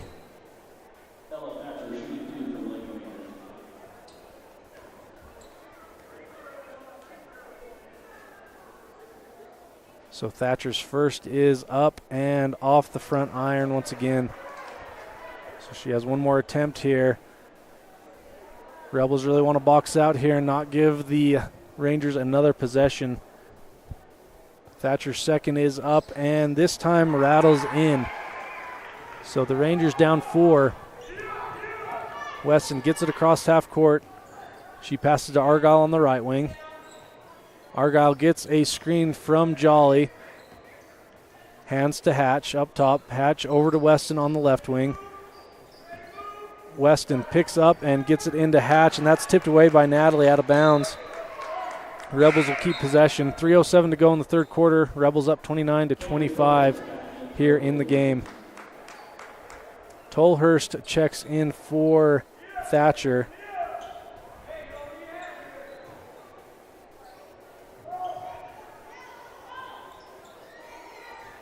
Weston drives to her right.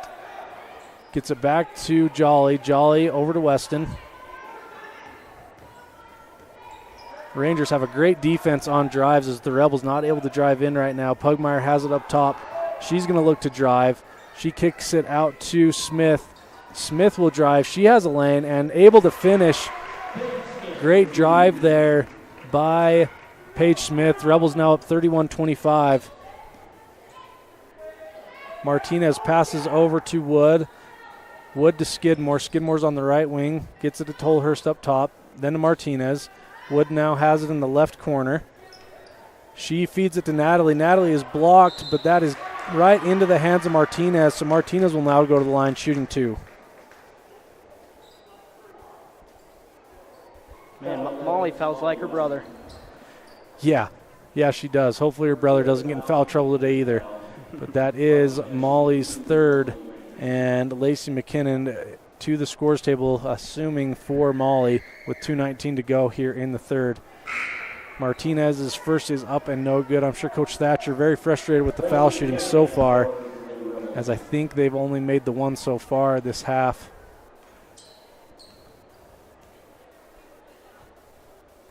Martinez's shot is up and good. Rangers down 5 with 2:15 to go in the third quarter. Argyle has it on the left wing. She dribbles to her right. She drives to the hole and kicks it back up to Smith. Smith drives to her right, passes it off to Kira. Kira Jolly has it in the corner. She passes back to Smith. Smith hands to Argyle. Argyle thinks about the 3 and then passes it to Smith. Smith to McKinnon, back to Smith. Smith gets the pick. She's looking for the pick and roll. She gets it into Pugmire, and Pugmire puts it up and in. A great finish there for Bray. Bray has been tough underneath tonight, and she's able to have a good finish there, giving the Rebels a lead 33-26 with 1:37 to go in the third quarter. Martinez gets it in the corner. Nearly travels there, but able to get it off to Skidmore. Skidmore now drives to the hoop. Tries to draw a foul, but that alters her shot off, but she gets her own rebound, and this time they're going to get Jolly with the foul. So Skidmore will go to the line shooting 2.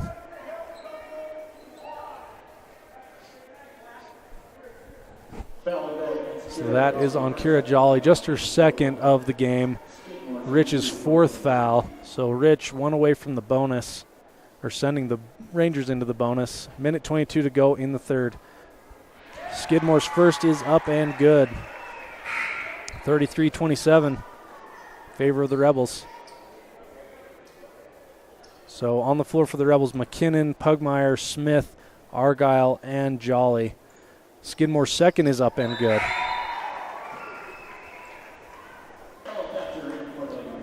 Into the game for the Rangers is Thatcher and Wood.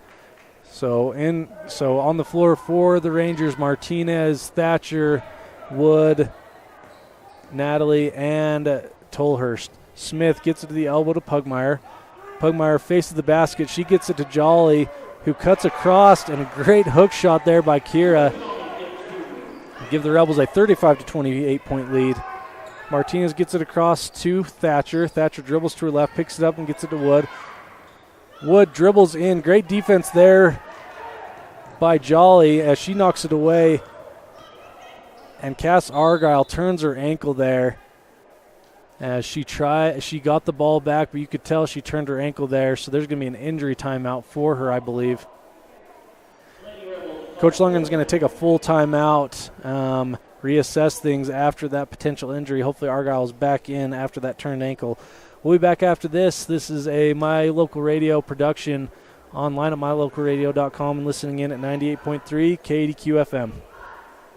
And now a message from the experts at Bear Lake Realty. Welcome to Water's Edge, right downtown Garden City. Beachfront condos, close to the beach, close to downtown for your renters and the owners.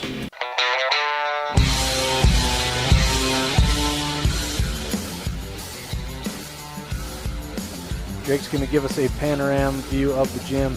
Although you're not going to see any Rich fans, they're all directly below us. But thank you to Gary McKee and Bear Lake Realty for sponsoring our third quarter Bear Lake Realty Fan Cam. If you're looking for a place in Bear Lake, reach out to Gary McKee to find the right property for you. Drake, you like Bear Lake, don't you? You don't have your headset on.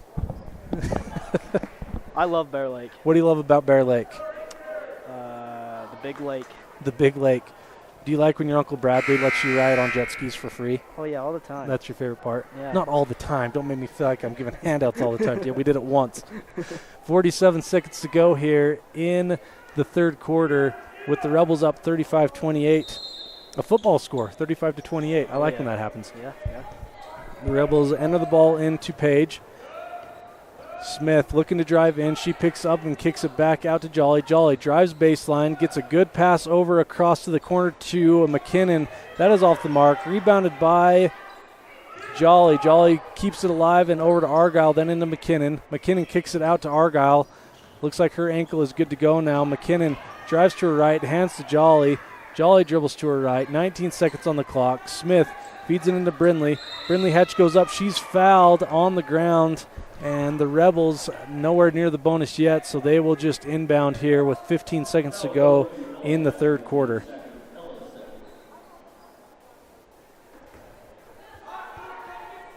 Jolly looks to inbound. She has Argyle in the corner. Argyle for three, and that is off the mark. And they're going to bounce off the top of the backboard, so the Rangers will get the ball back with 11 seconds to go. Thatcher enters it into Martinez. Martinez gets it across half court. 7 seconds to go. She gets a good pick and roll to Wood, but that is off of her foot. 2-1, and that'll end the third quarter with a half court shot by McKinnon. Just goes off the backboard. So your Station on Main scoreboard shows the Rebels 35, the Lady Rangers 28, just going into the fourth quarter. You're listening online at mylocalradio.com and at 98.3 KDQ FM. Foot pain can make even the simplest things a struggle. Dr. Chad Brady is a foot and ankle surgeon who listens to your concerns, offering a variety of solutions to get you back on your feet and out of pain. Dr. Chad Brady can help you get back to the life you deserve. Don't let foot pain stop you from living your life. Schedule an appointment today. Dr. Chad Brady, Uinta Medical Group. Call or schedule online at evanstonanytime.com. Rich County, Utah is a place where your neighbors are also your friends. A community where traditions matter and every person is important. These community values translate into an excellent school system filled with caring individuals who are committed to each student and their success in the classroom, on the field, and in life. In partnership with the entire community, Rich School District empowers learners to attain excellence through citizenship, wellness, collaborative teamwork, and academic excellence.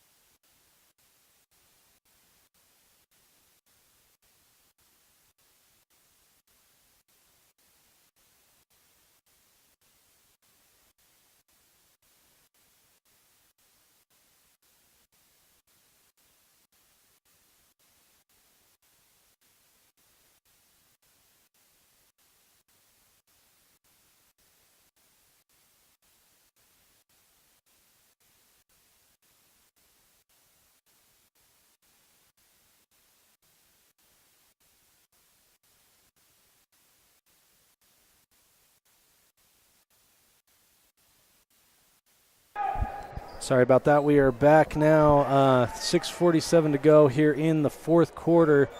The Rebels still up 35-28.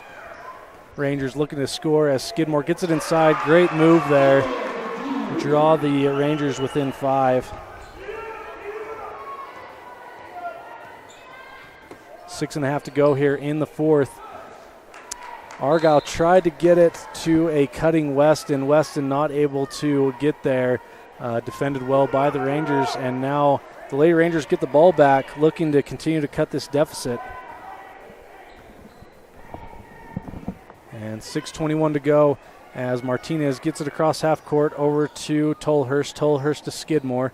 Skidmore finds Wood inside, and Wood gets it over to Martinez for the long two, and that is missed and rebounded by Jolly. Jolly gets it across half court, and she's going to dribble to her right and hands to Argyle. Argyle gets it to Weston. Weston has it on the left wing, and they're going to call her for a travel there, and so the Rangers will get the ball back. So I apologize. I've gotten a few texts. I do have my score wrong, so I am sorry about that. Let me fix that. So the Rebels are up 5. So sorry about that, and let me get my camera here. Thank you to those that are keeping me in check. So the Rangers have it back in the corner with Martinez. Martinez dribbles to her right, gets it to Skidmore at the foul line, who kicks it to Wood, back to Thatcher. Thatcher to Martinez.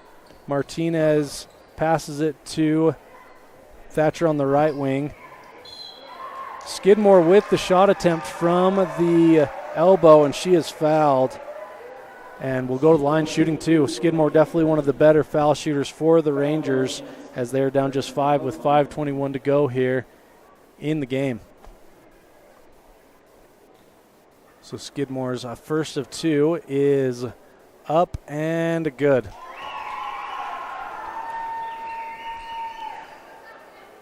So that will cut the lead to 4 as Skidmore looks to cut it to 3. A one-possession game coming up if she makes this. And that is off the back iron. Good box out by Weston. Going the other way ahead to Smith. Smith dribbles into the key and is going to back it back out. Gets it back to Weston on the left wing. Weston dribbles to the center of the court. She's guarded by Martinez. She passes to Hatch at the elbow.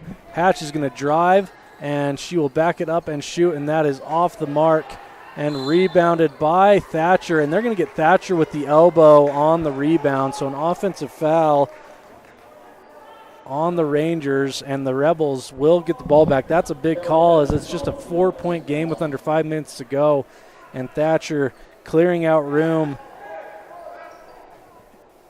Gets it back. Weston gets it on the corner on the inbound. Big three there by Molly, 38-31. 4:49 to go here in the game. And Coach Thatcher's going to take a timeout, as that is a big point swing.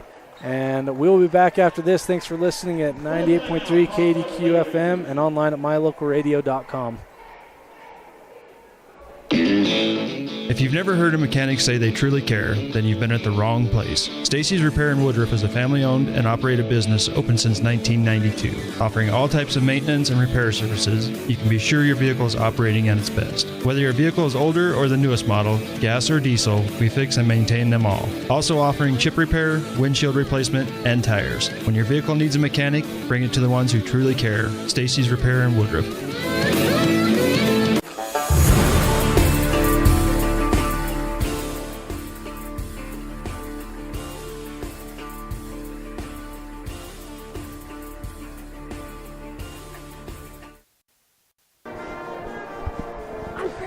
We are back.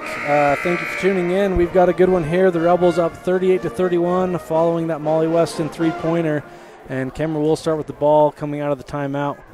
And now I've got Nash Perry running the camera for me. Nash, thanks for helping me out today. He gives me the nod. He doesn't want to say anything. I don't think I've ever been around Nash where he didn't want to say anything. But thanks for helping me out on the camera. And so the Rebels will be on defense now with 4:46 to go in the game. Up 7.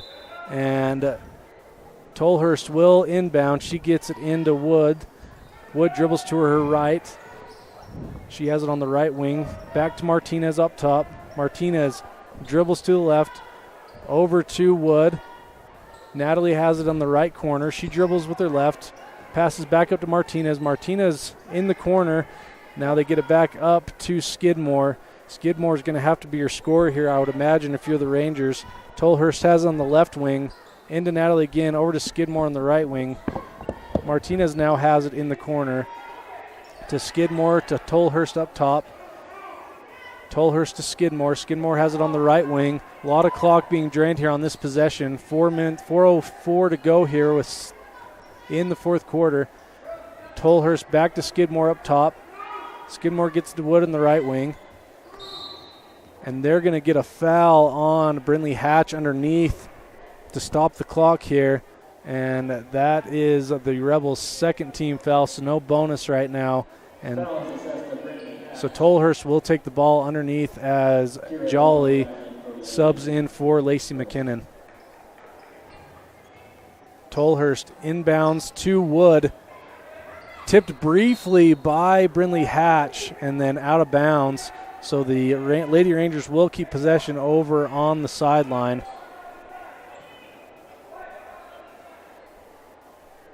And so Wood will go over to inbound.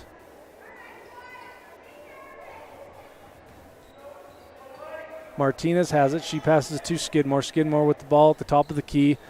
3:45 to go here in the game. She dribbles to her left. That is tipped by Jolly back into the hands of Skidmore. Skidmore drives in, kicks it to Martinez at the foul line, and Martinez with the nice jumper. Rangers within 5, 38-33 for the Rebels. Weston drives to her right, hands to Jolly.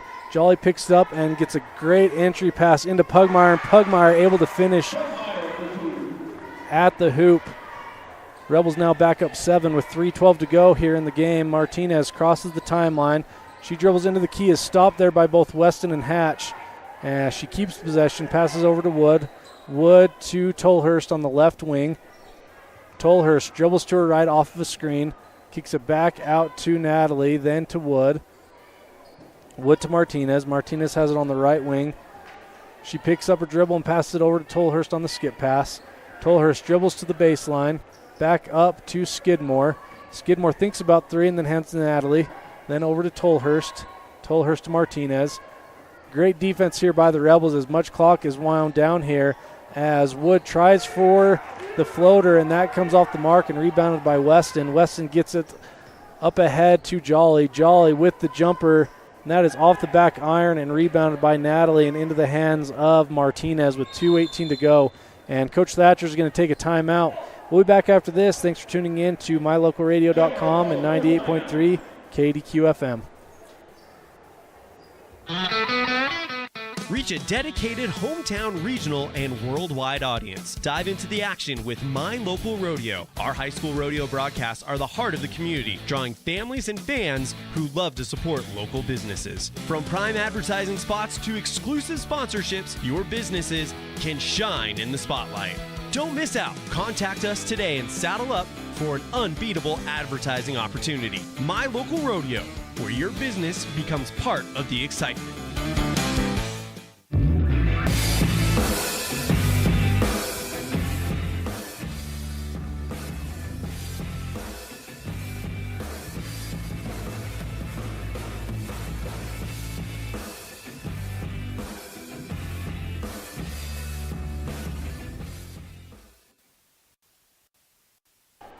Welcome back. We are just at the end of this game with 2:18 to go. The Rebels up 7, trying to close this one out against the Lady Rangers. And the Rebels will take the floor, as will the Rangers. Once again, 2:18 to go in the fourth quarter. This is part of the Fossil Classic hosted by the Kemmerer Rangers. The boys will take on the Kemmerer boys following this game, and then tomorrow both boys and girls play Big Piney and Farson here at Kemmerer High School. Ball is inbounded to Martinez. Martinez dribbles to her right. Pick and roll attempted by Thatcher. Thatcher does get it back up on the left wing. She passes over to Martinez. Martinez tries to get into Skidmore. That is knocked away by Pugmire and out of bounds. And so the Rangers will keep possession under their own hoop. Argyle will check in. She comes in for Brindley Hatch. So for the Rebels, it is Argyle, Weston, Pugmire, Smith, and Jolly in the game. Thatcher gets the ball into Skidmore. Skidmore tries to get it right back to Thatcher, and that is tipped away into the hands of Smith. Minute 55 to go. There's no shot clock.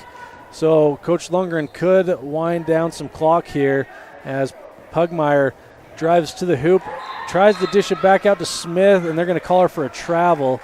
And so the Rangers get the ball back with a minute 45 to go in the game, down 7 to the Rebels. Ball is back inbounded to Martinez.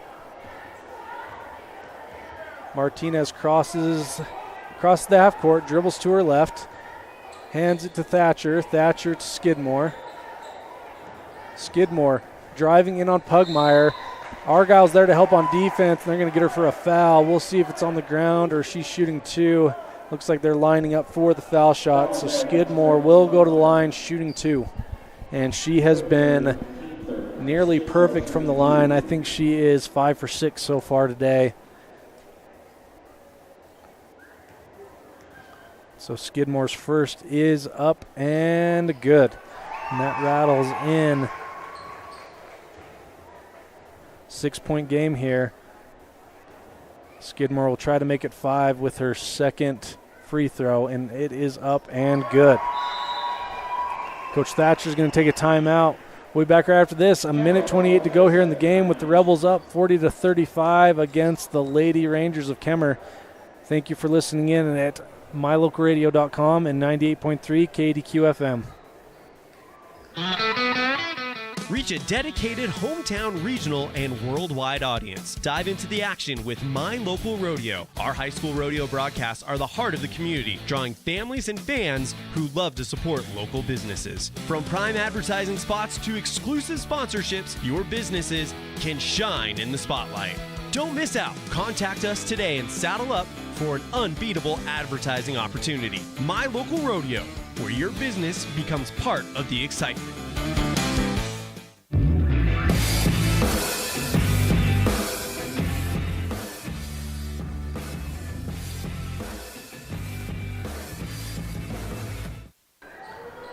Welcome back. Minute 28 to go in the game. The Rebels up 5, 40-35 against the Rangers. Ball is inbounded to Weston. Weston gets it across the timeline. Up to Smith. They're going to try to double team Smith. Smith to Argyle. Argyle breaks away from the double team as well. She dribbles into Jolly. Jolly gets it to Argyle. Argyle to Weston. A bit of a keep away going on here as Smith now has the ball on the right extended wing, and they're going to foul her. And that is I believe, going to be the fourth team foul for the the second team foul. I was looking on the wrong side for the Rangers. So they still have 3 fouls to go to get into the bonus with 1:04 to go in the game. Jolly to inbound. She gets it up to Smith. Smith dribbles it out. She's on the extended wing again. Over to Weston. Weston gets away from the foul attempt, and then to Argyle. The Rebels doing a good job of avoiding being fouled. They keep getting rid of it, and they're going to get a foul this time on Pugmire. Well, Pugmire was the one being fouled, and they're going to call that on Thatcher. So third team foul, 2 away from the bonus, 51 seconds to go here. And Jolly to inbound. She gets it into Weston. Weston is fouled by Martinez. And that will be the 4th team foul with 49 seconds to go. So the Rangers just 1 foul away from sending the Rebels to the line, which will happen on this possession. So Coach Lungan's going to take a timeout, and we'll stay right here. 49.9 to go in the game. A well-fought battle, very defensive battle for most of the game with surges of scoring on both sides. The Rebels able to keep the lead for the entire game, if I remember right, back to the first half. But they have definitely been exchanging punches throughout the whole game. Coach Thatcher and Coach Lungan both have very good defensive-minded teams, and the Rebels find themselves up 5 with 49 seconds to go. As Drake said in the beginning, there was a score to settle between these two, as it was a very close match or close game last year at this tournament, and here we are with under a minute to go, and it being a 5-point game. So another good matchup between these two sides, and we are just 49 seconds away from it being closed out. And once again, directly following this game, we will go into the pregame for the boys, as they will be next up to play the Rangers as well. So the Rebels out on the floor just waiting for Kemmerer, and they had just come out of their timeout. So once again, the Rangers just 1 foul away from putting the Rebels into the bonus, which is what they want to do here, and put the Rebels at the foul line. So that will happen right here. If you're the Rangers, a steal would be ideal as well, but Pugmire enters it into Weston, and Weston being defended, she gets it to Argyle. Argyle gets away from being fouled as well, and this time she'll be fouled right on the perimeter on the left wing. So Cass Argyle will go to the line to try to ice this one away with 43 seconds to go in the game. So she will shoot 2 with it being a bonus, and her first is up and good. So 41-35, favor of the Rebels. Cass's second is up and off the front iron. Rebounded by Wood, but then stolen by Argyle again, and she'll go to the line once again as she is fouled after that steal. So great job by Cass staying down on that end of the floor to play defense after the missed foul shot. And she'll go to the line shooting 2 more with 40 seconds to go. So Cass's first is up and just rims out. And Brindley Hatch will check into the game for Kira Jolly. So Kira, great game from her today. Very scrappy player, a lot of assists and steals. Argyle, her second is up, and that one is off. Rebounded by Skidmore. Skidmore gets it across half court, and she passes it off to Tolhurst. Tolhurst with the jumper. That is no good. Off the hands of Skidmore on that attempted rebound. So the Rebels now up 6 with 32 to go in the game. Lady Rangers get into a full court press. Ball is inbounded to Weston. Weston gets it over to Smith. Smith, before she can get it ahead to Pugmire, she is fouled, so she'll go to the line to shoot 2 with 28 seconds to go here in the game. And that foul was on Tolhurst, her third. 7th foul for the Rangers.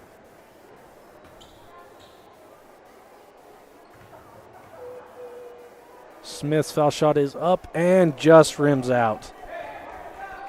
So definitely some lives still for the Rangers. 2-possession game, down 6. This would be a big made foul shot for Page, and it is up and good. Make it a 7-point lead for the Rebels. Martinez quickly gets it across half court to Tolhurst in the corner. Back to Martinez, and she is fouled by Page, and that will be the Rebels' 4th team foul, so not in the bonus yet for the Rangers. 22 seconds to go. If you're the Rangers, you want to quickly get a score. It doesn't have to be a 3, but you got to get something quick.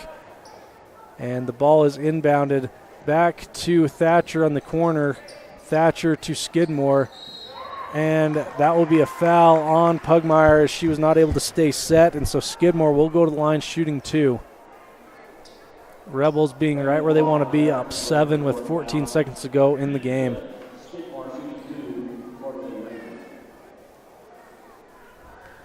Skidmore has been to the line a lot today, and she will go again, and it is up and good. 42-36 for the Rebels, 14 seconds to go in the game. Skidmore's second is up, and that is off. Rebounded by Hatch, and she'll be fouled immediately, so we'll head to the other end of the floor with Brindley Hatch shooting 2. Rebels up 6. If Hatch can knock these down and go up 7 or 8, that should pretty much do it for the Rebels to start things off here at the Fossil Classic.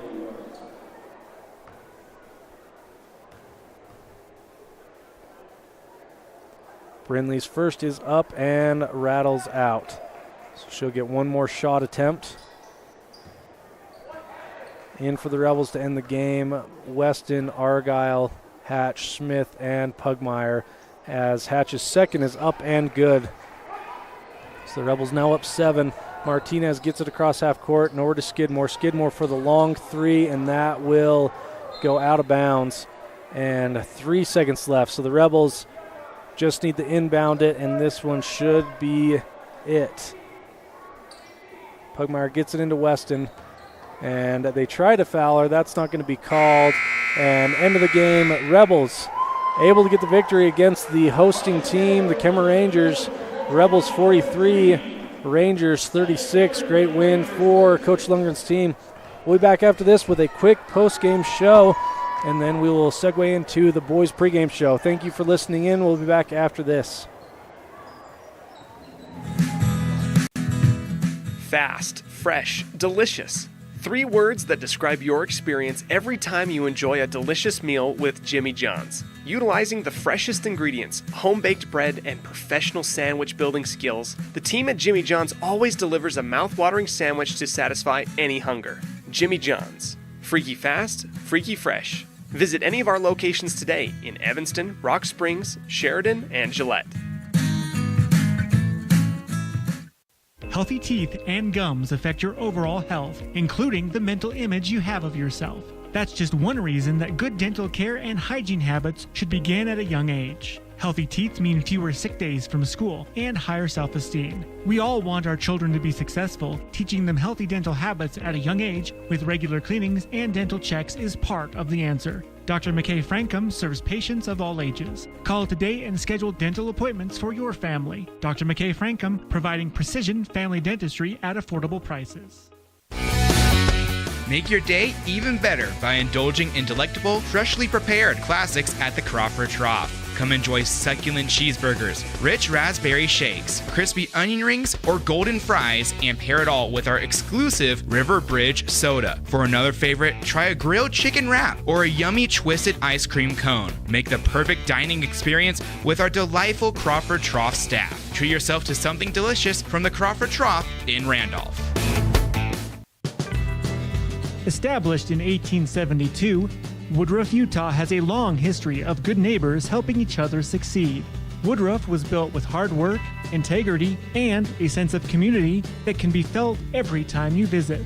We have always celebrated all students in academics and extracurricular activities, and we cheer on our rich rebels. Woodruff, Utah, a great place to live. Dealing with computer problems can be frustrating and make you wish for your own personal IT guy. Now, everyone can afford an IT guy. Independent Software Solutions has served customers in Wyoming and Utah for over 20 years. We develop software, handle system and network administration, repair personal and business computers, and sell accessories. Independent Software Solutions is your one-stop computer business solution. Call today, 307-789-1978. Let Independent Software Solutions be your IT guy.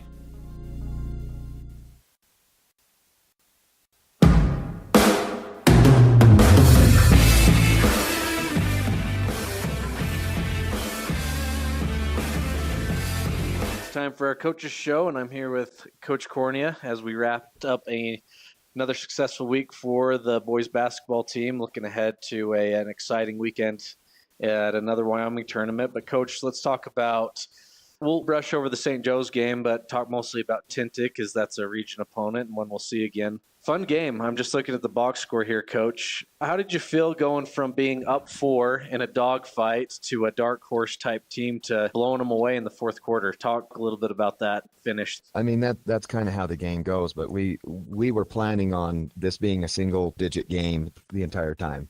At halftime, we were up 11, and that was one of our main messages in our talk was that, listen, this game will be cut to 5 or 6. Like, you just have to plan on it.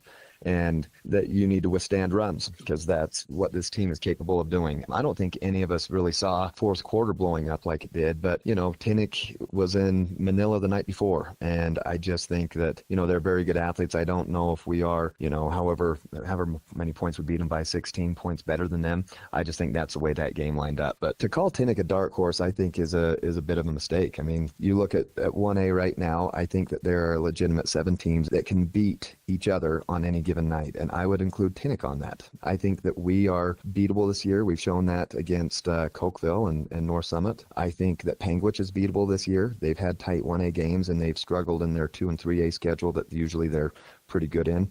And I think that anyone can beat anybody, and that's what's going to make this one a tournament to remember. And Coach, this is totally random and off topic, but I was sitting there calling the game, and did Tintic not look like a team that could field an 8-man football team and do pretty decent? Because that's what I was thinking. Yes, and I understand they had a very good cross-country team. Yeah, Rob did say that. The Jamison kid, that exactly. He's only a junior, just a big, broad-chested, pretty quick on his feet athlete. I actually think, talking with Coach Patton, that he sees the lack of football as a hole in his basketball program. Mm-hmm. That when they come up to places like Manila, who doesn't have a football team but plays like they do, it's something they struggle with because their kids are not as used to contact as a Carter Hoffman. Well, and it could happen in the future. I just heard last night that Escalant's coming on board for 8-man. So I think the floodgates are opening. Well, and I do think teams look at the way we play, and Panguitch has always played physical basketball, even though they're, not a football school, or in the past they haven't been. Mm-hmm. And I think a lot of basketball teams recognize the advantage that comes from, kids being in the weight room and preparing for a football season, even if you might start your year off a little slow because kids haven't shot a basketball. Cross country and basketball kind of go together. You can do both. You're running and you can get in the gym and shoot. Football, it's pretty hard to get up on a Saturday morning and go shoot free throws when, your body is black and blue and you struggle getting out of bed. Well, and as I say, I sidetracked our conversation to football as always. Coach, talk a little bit about, for our listeners, the impact that out-of-state games have on the RPI system. I know we've talked about it before, but it's a good reminder going into these out-of-state games. Yeah, so the RPI gives you bumps when you play either a higher classification or when you play out-of-state. The thing about out-of-state is we are not awarded a classification bump. So, Kemmerer is 2A in Wyoming, we don't get a 2A bump. Or Mountain View is 3A, you don't double dip. But you do get, an advantage in RPI there. Now, there are coaches who dislike us going to Wyoming because of that bump. But, my response is, if we wanted to take advantage of the system, we could. We would only play 1A teams, and we would find 1A teams that are bad. And we would drive all over the state of Wyoming to really heighten and magnify that bump that you get. Really, it's a proximity thing. And we can find good quality opponents, and we can play them, and kids can sleep in their own bed.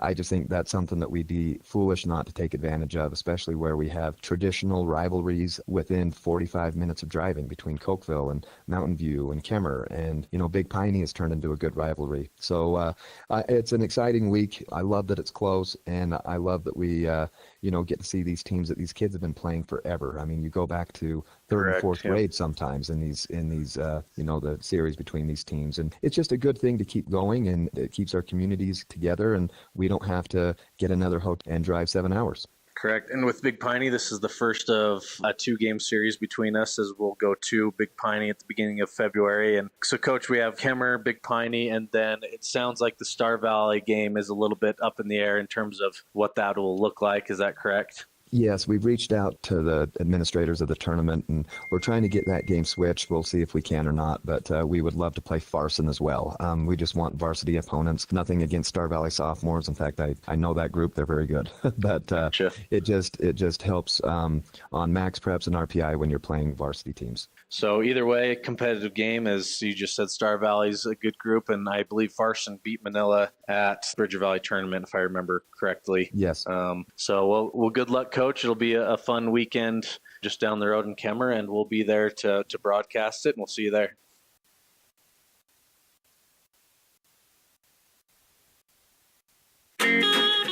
Bear Lake Memorial Hospital provides safe, effective, high-quality health care. With many specialty services, Bear Lake Memorial serves patients from prenatal to geriatric. When you need imaging services, including mammograms, CT, and other specialized tests, the MRI suite accommodates patients of all sizes. The large windows provide natural light to help patients have an even better scanning experience. For a complete list of services offered, visit us online at blmhospital.com. Bear Lake Memorial Hospital, the most caring hospital on earth.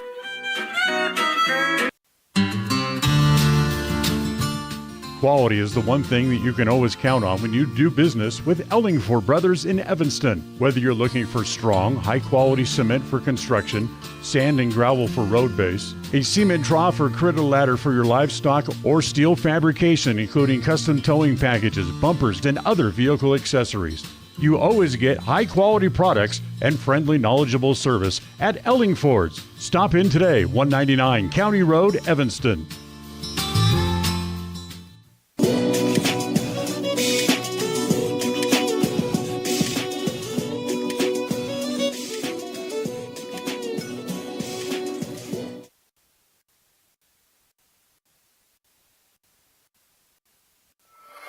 I'm Aiden Weston. I'm a junior, and I play guard. Paxton Nicodemus. I'm a sophomore, and I play guard. Dylan Fonsbeck. I'm a junior, and I play forward. I'm Carter Scott. I'm a junior, and I play guard. Carter Grohl, junior, forward. Cade Nelson, junior, forward. Bridge Lundgren. I'm a junior, and I play guard. Dylan Wasden, junior, forward. My name is Jet Holmes. I'm a junior, and I play point guard. My name is Riker Hoffman. I'm a shooting guard, and I'm a senior. Carter Hoffman, shooting guard, senior. Drake Weston, senior, guard. Daniel Smith, senior, forward. Dax Charlie, small forward, freshman. Connor Creel, I'm a sophomore, and I play guard. Wyatt O'Malley, I'm a freshman, and I'm a guard. Wyatt Tingy, freshman, guard. Bodie O'Malley, sophomore, center. My name is Nash Perry, and I am a freshman, and I play guard. I'm Vaughn Cornia. I'm a freshman, and I play guard. Hunter Cordia, I'm a freshman, and I play center. Connor Argyle, I'm a freshman, and I'm a center.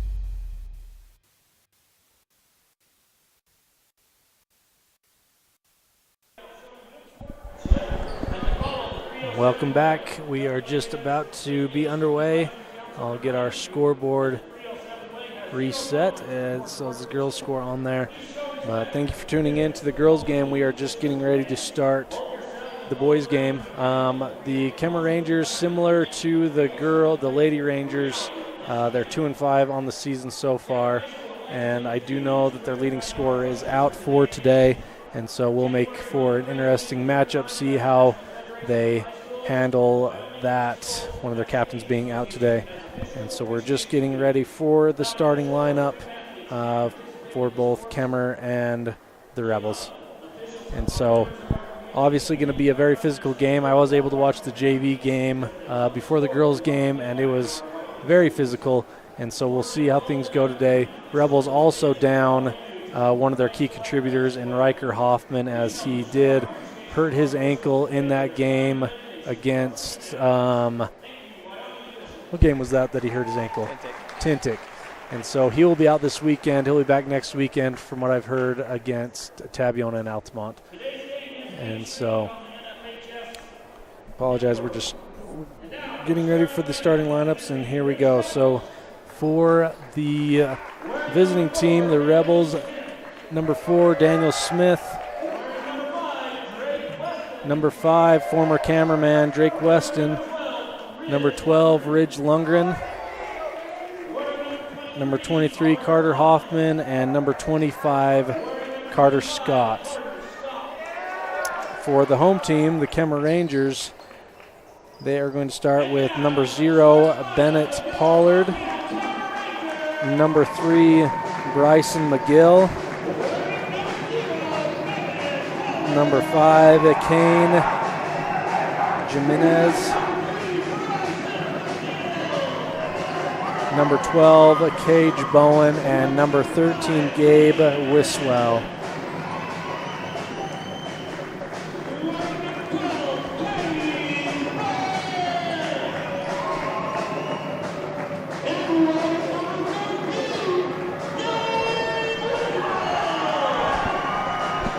So we are just getting ready to start things off here.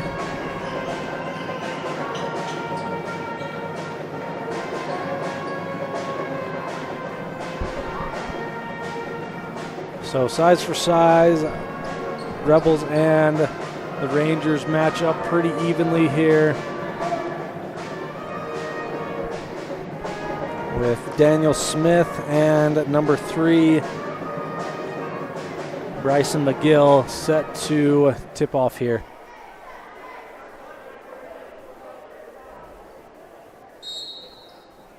And we're off, and McGill is able to tip it to Wiswell right out of the gate. Kane with the ball up top. Kane gets it over to Wiswell. Wiswell to Bowen. Bowen back to Wiswell. Wiswell finds Kane up top. Kane over to Pollard. They get it inside. Good give and go there between Wiswell and Bowen to give the Rangers their first points of the game. But right out of the gate, 3-point shot there made by the Rebels. So that was by Carter Scott. 3-2 in favor of the Rebels. The Rangers try to get it inside to their big man, McGill, and that is tipped away into the hands of Daniel Smith. He'll take it the other direction, up to Hoffman, to Scott. Scott gets it into Smith. Drake Weston with the floater from the baseline. That just rims out. Rebounded by Kane. He's going to go the other direction. Kane with the ball at the top. He hands off to Pollard. Pollard to Wiswell. Back to Kane. Pollard up top. Wiswell on the right wing. Back to Pollard. Pollard for 3. That is up and off and rebounded by Smith. Smith going the other way. He gets it ahead to Carter Scott. Carter Scott on the right wing looking. He gets to Weston. Weston wide open in the corner. He pump fakes and drives, and that will be off the mark. And the rebound between Smith and McGill is a jump ball, so it'll stay in the Rebels' possession. 3-2 here early on in the game with 6.5 to go in the first quarter. Lundgren to inbound. He gets it into Smith. Smith hands to Scott. Scott for 3. That one off the back rim. That would have been his second of the ball game. But that is rebounded and taken the other way by Kane. Kane hands it to Wiswell. Wiswell back to McGill. Kane over to Wiswell. Wiswell to Bowen. Bowen's going to take a 3, and that is off the mark and rebounded by Smith. Smith quickly gets it ahead to Carter Hoffman. Carter Hoffman one-on-one. That is dribbled off the foot and into the hands of both Weston and Kane, and that will be a jump ball and given back to the Rangers.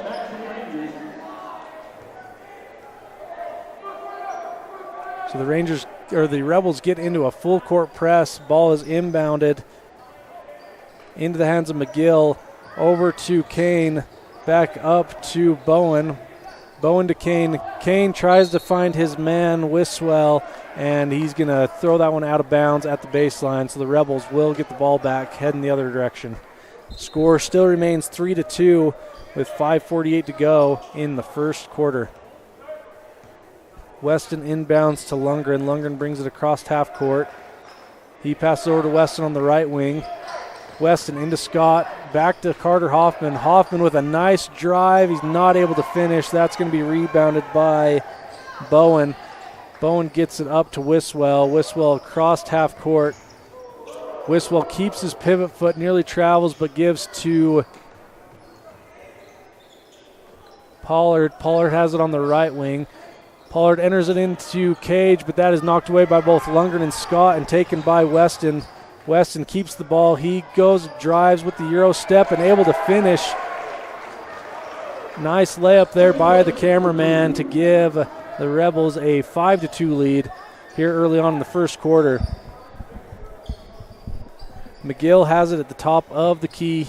He gets it back out for 3. That is from Wiswell, and that is off the mark, out of bounds. And the Rebels will get the ball again, up 3 with 4:48 to go, as Carter Scott Wilbur walk the ball up. He crosses half court, dribbles to his right. He's now on the right wing. Gets it up top to Lundgren, over to Weston. Weston drives to his right, gets a screen from Daniel Smith, backs it back out, and then drives to the hole. He is fouled and good. Weston with the and one, looking to get a old-fashioned three-point play here. Going to the line, shooting one after the foul.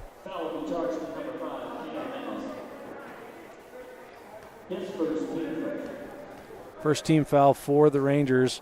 Weston's free throw is up and good.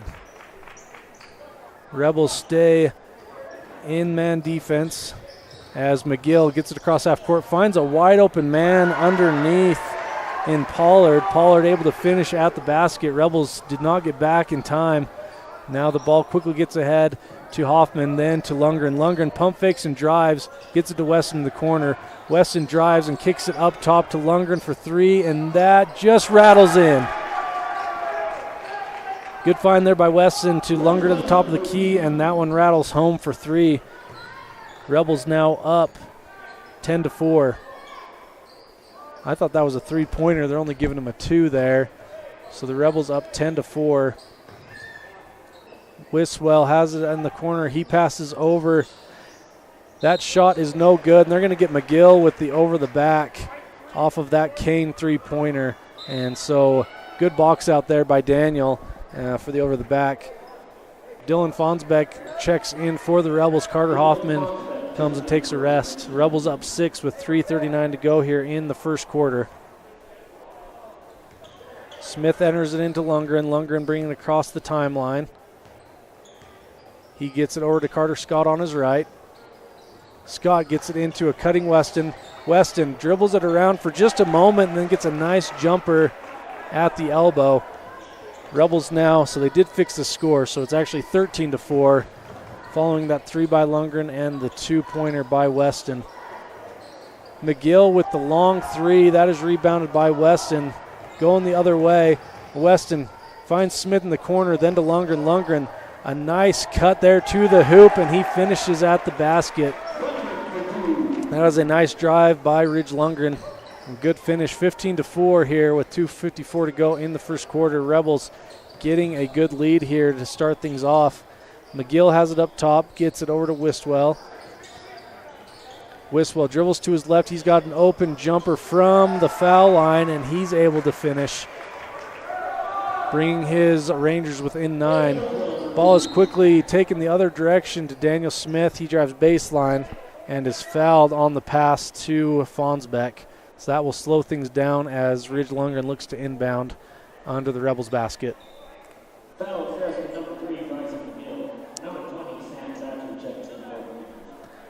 So Sam Thatcher, a freshman, checks into the ball game for the Rangers.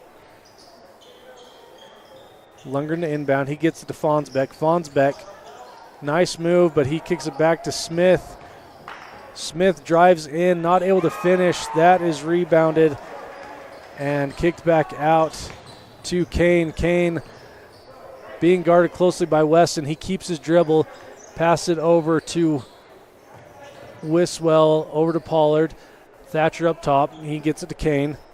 Kane up top, back to Pollock. Pollock gets it tipped away by Scott, but Thatcher able to keep it alive, and he drives baseline and tries to get it over to Bowen, and that is stolen by the Rebels and taken the other way. Carter Scott finds Ridge Lundgren wide open. Good find there by Carter to find Ridge under the basket. The Rebels will take an 11-point lead with 1:43 to go here in the first quarter.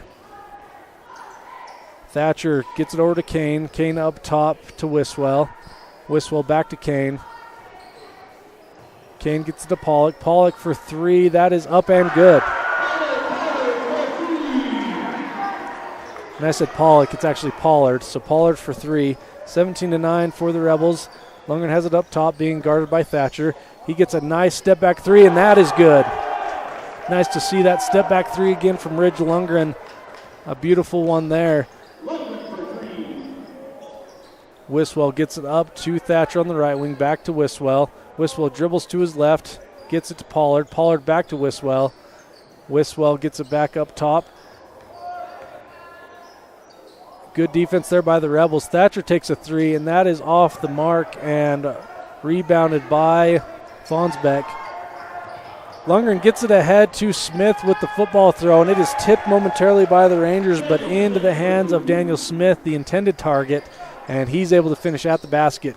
Rebels now up 22-9 here early on in the first quarter. Thatcher, he gets it to inside to Bowen, and Bowen is going to be fouled before he tries for that shot attempt, and I believe they're going to give that to Dylan Fonsbeck, who was the defender there. So that'll actually be given to Carter Scott, his first. Both Kemmerer and Rich with 2 fouls apiece, team fouls. Thatcher, the inbounder, under the basket. Thatcher inbounds to Bowen. Bowen over to Kane. Kane dribbles in but is stopped by Hoffman. Over to McGill, then to Kane once again. 3-point attempt tipped by Carter Hoffman. 12 seconds to go. Hoffman gets it on the right wing on the other end. Hands to Scott. Scott pump fakes. 7 seconds to go. Up to Hoffman up top. 3 seconds to go. Ridge Lundgren for three, and that is off the mark and rebounded by the Rangers. So that will be the end of the first quarter with the Rebels leading 22-9. Thank you for tuning in online at mylocalradio.com and listening in at 98.3 KDQFM. This is a T7 Propane production of Rich Rebel Basketball.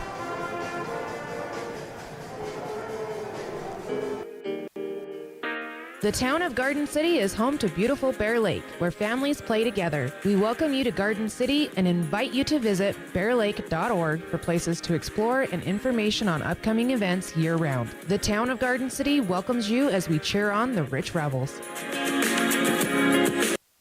Great signage is an important component to any successful business. It lets your customers know they have arrived at your doors, and it's a constant advertisement of who you are. When you install LED signage, you're taking it one step further. The ability to create color messages that move is an attention grabber. Plus, you can change the message whenever you would like. Make your business stand out with an LED sign from Rocky Mountain Sign, providing service, installation, and maintenance on all signage. Rocky Mountain Sign, licensed in Wyoming and Utah. Call today for a quote, 307-789-5202.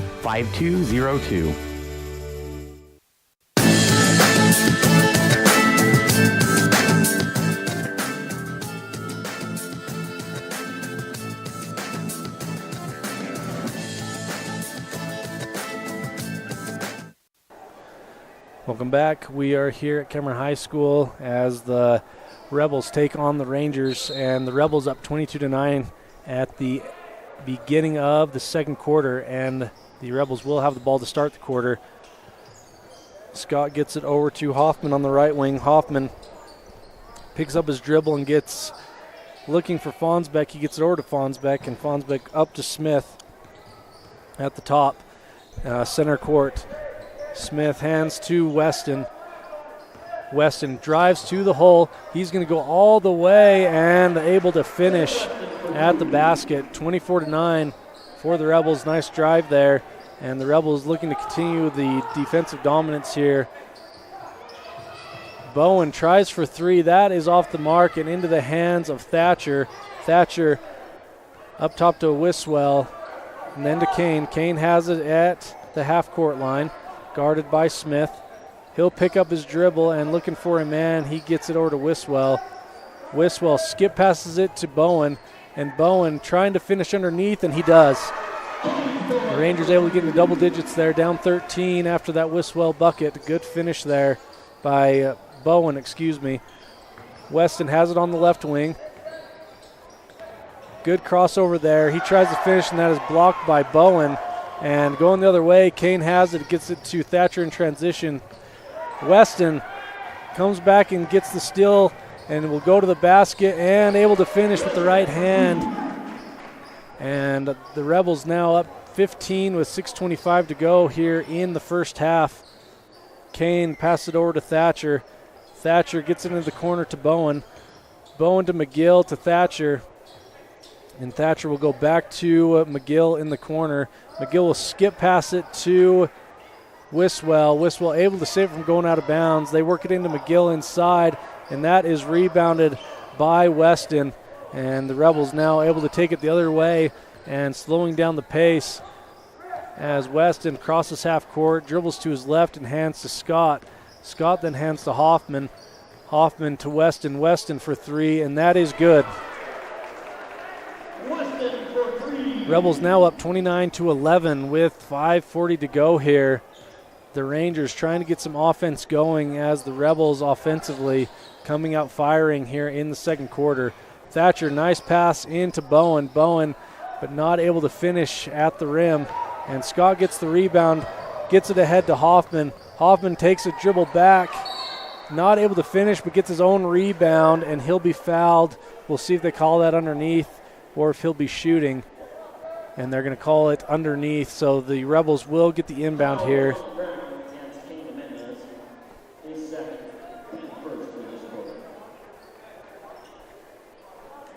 And so the Rebels will keep the ball under their own hoop. Lundgren to inbound. And Carter Scott did come out of the game there. Hoffman gets the tipped inbound pass, gets it to Fonsbeck. Fonsbeck with the step back three, and that is good. Dylan Fonsbeck getting on the score sheet with that nice three-pointer. Rebels up 32-11 with 5 to go in the half. Kane over to Wiswell to Thatcher. Lundgren is able to tip the pass out of bounds from Thatcher.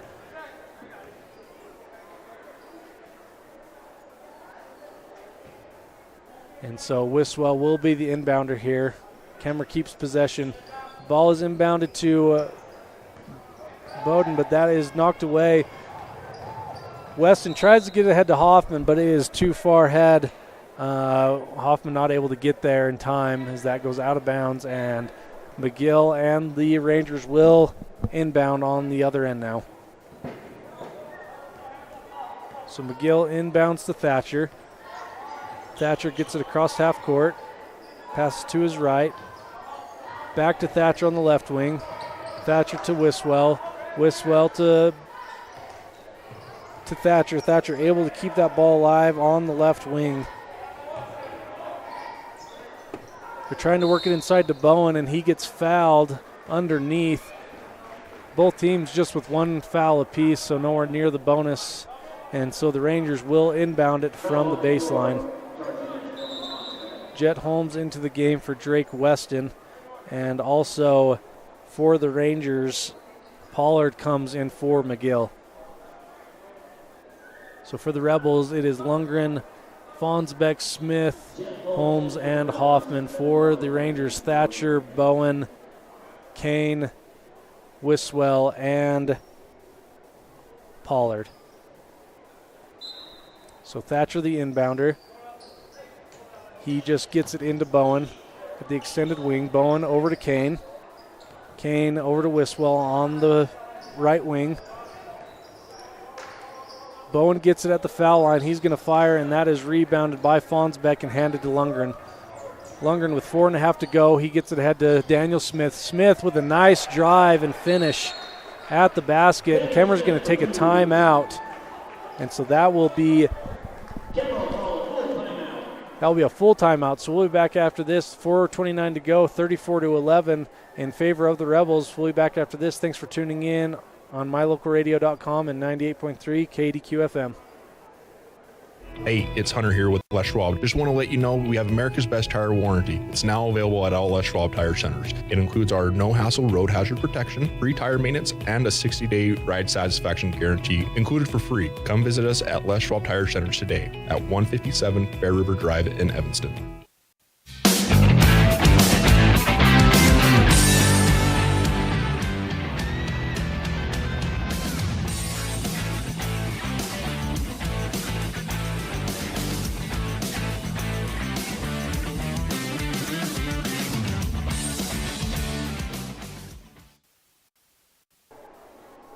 Welcome back as the Rebels have a commanding lead of 34-11 in the second quarter here at Kemmerer High School, part of the Fossil Classic, first of 3 games for the Rebels this weekend.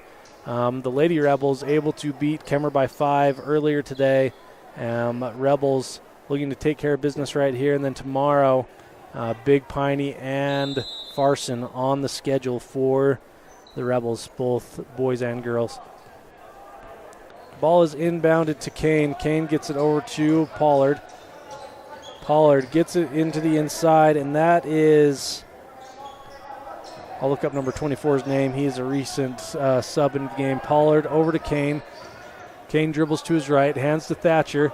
Thatcher able to keep possession of it. Gets it to Pollard up top. Pollard to Kane. Kane dribbles to his left. Skip passes it over to Thatcher. Thatcher back to Kane. Rebels able to keep the Rangers out of the paint as Wiswell has it in the corner, then to Pollard. Lundgren able to keep the ball inbounds. He gets it quickly over to Jet Holmes, and that is right through his hands and out of bounds. So the Rangers will get the ball back here, going the other direction. And number 24 for the Rangers is Abram Hartman. And Cade Nelson in for the Rebels. He came in for Daniel Smith. And for the Rangers, Bowen comes back in as well.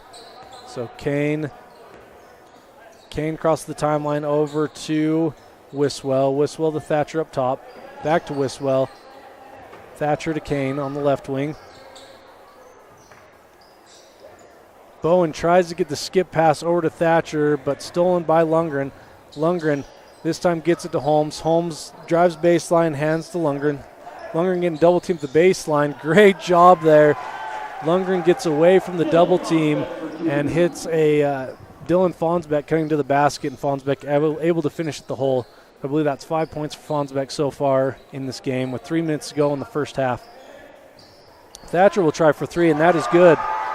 So a bright spot there for the Rangers, a freshman, Sam Thatcher. I'm sure he'll be a key part of this Ranger squad for the next 4 years. Lundgren gets it to Holmes on the right wing.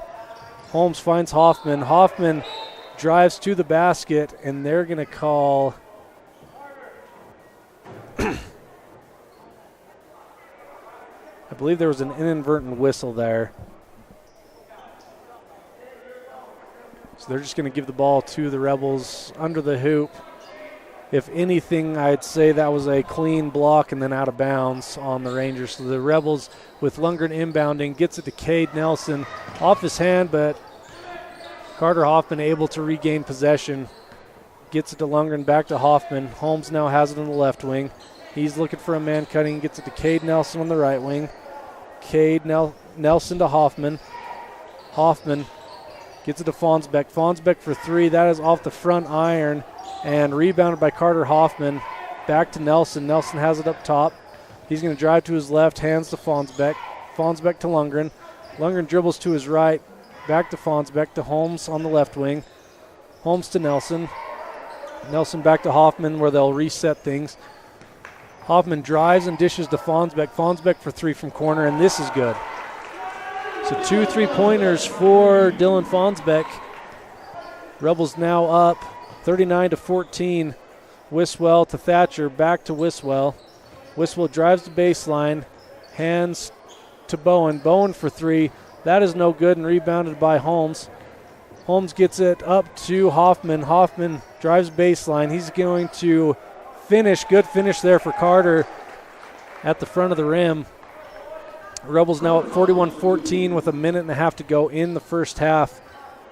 Rebels are taking control from pretty much the get-go and able to keep the momentum going. Wiswell gets it to Thatcher on the skip pass. Thatcher back to Wiswell. Wiswell dribbles back to his left to Thatcher. Thatcher has it. He's going to try for three from the top of the key, and that one is off and rebounded by Lundgren with a minute to go in the first half. Lundgren gets it ahead to Holmes. Holmes drives baseline and is fouled. He goes to the ground, and the Rebels will have the inbound here, as that is just the second foul for the Rangers. Drake Weston back in the game for Ridge Lundgren.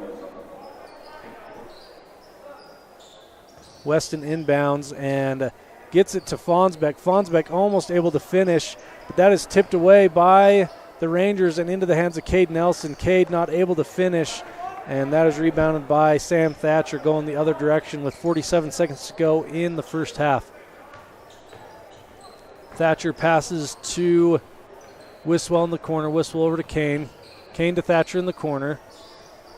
Thatcher looking for a man, but that gets tipped by Weston in to the hands of Hartman. Hartman to Thatcher. Hartman gets it back on the right wing. He's pressured by Holmes. Holmes able to steal that away with 25 seconds to go. Holmes gets it to Drake at the basket, and good finish there. Good pass from Holmes to Weston, and Weston able to finish. 43-14 to go with 13 seconds to go. Three attempt by Wiswell is no good, and so the Rebels will get the final possession as Carter Scott and Daniel Smith check into the game for Jet Holmes and Dylan Fonsbeck.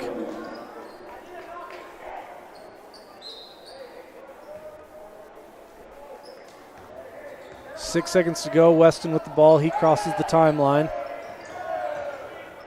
He's going to dribble to his left and fires a deep three, and that just rims out. And so the Rebels with the 43-14 lead at half. We'll go to break. When we come back, we'll have our standout student segment, and we'll go over the stats from the first half. Thank you for listening in on 98.3 KADQ FM and online at mylocalradio.com. Supporting local schools, Eddie and Todd Jensen, owners of Mound Valley Cattle Company, know when it comes to buying and selling cattle, you count on the best. Mound Valley Cattle Company, serving Utah, Idaho, and Wyoming. 208-339-0614. That's 208-339-0614.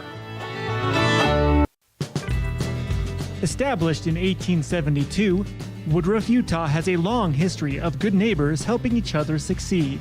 Woodruff was built with hard work, integrity, and a sense of community that can be felt every time you visit. We have always celebrated all students in academics and extracurricular activities, and we cheer on our rich rebels. Woodruff, Utah, a great place to live.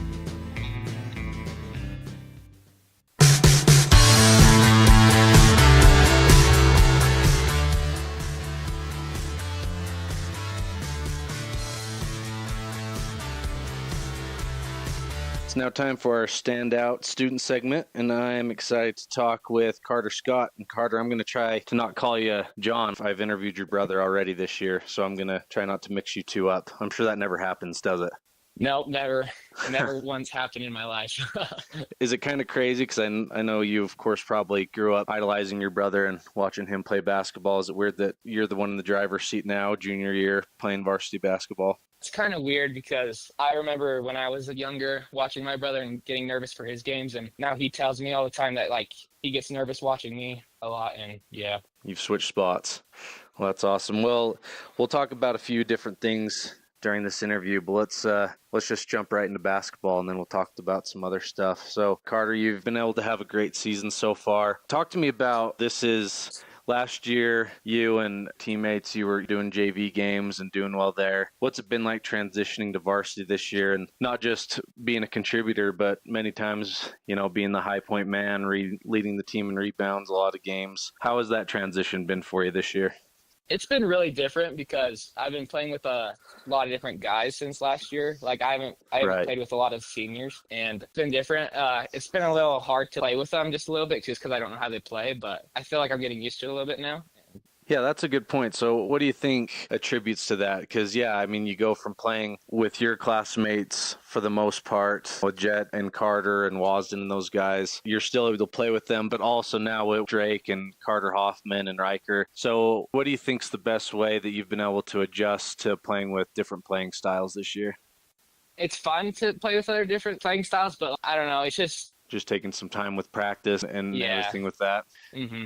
And talk to me about this fall. Carter, Brother Leifson and I have talked about it multiple times on the broadcast. It's happened quite a few times in years past where some kids will, choose not to play football and say that they're going to work on basketball in the gym, and rarely does it happen. In fact, and up until this year, I've never seen kids actually go through with it. But you and Ridge lived in the gym this fall instead of, it would have been easy to just go home and play Xbox or whatever. But you two actually put the time in so that you'd be ready once, your football teammates joined you. What was fall like, you and Ridge getting a lot of gym time and hanging out together doing that? I think it was a lot of fun, but I think a lot of the time it was me and Ridge didn't want to do stuff, but we always pushed each other to do stuff. And I think that's what makes having like a friend doing stuff with you great, is them pushing you and making you the greatest you can be. Absolutely. And that's just not with basketball, right? Any goal that you want, having someone to be accountable to. When you're not feeling like doing it that day, having someone that makes you do it's going to make it happen. And obviously it's paid off with how you guys have been playing so far. Well, we're going to go to a break. Tune in later this weekend for the rest of my interview with Carter Scott. Thanks for tuning in.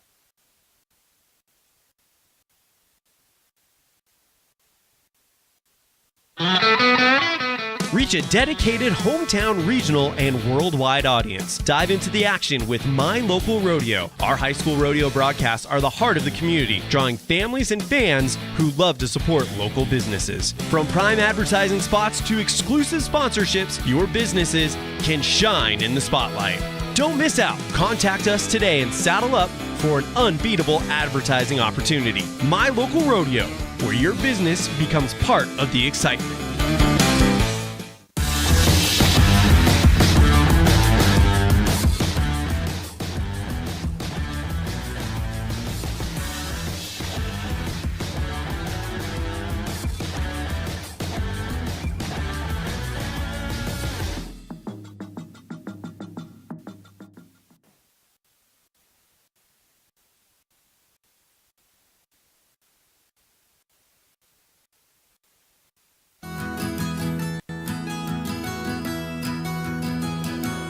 Established in 1984, T7 Propane provides you with quick and affordable service. Rely on T7 services to bring warmth and comfort to your home or business. T7 Propane delivers everywhere from the Fort Bridger area throughout Bear Lake Valley. Schedule your delivery today at T7propane.com. T7 Propane, for all your propane needs.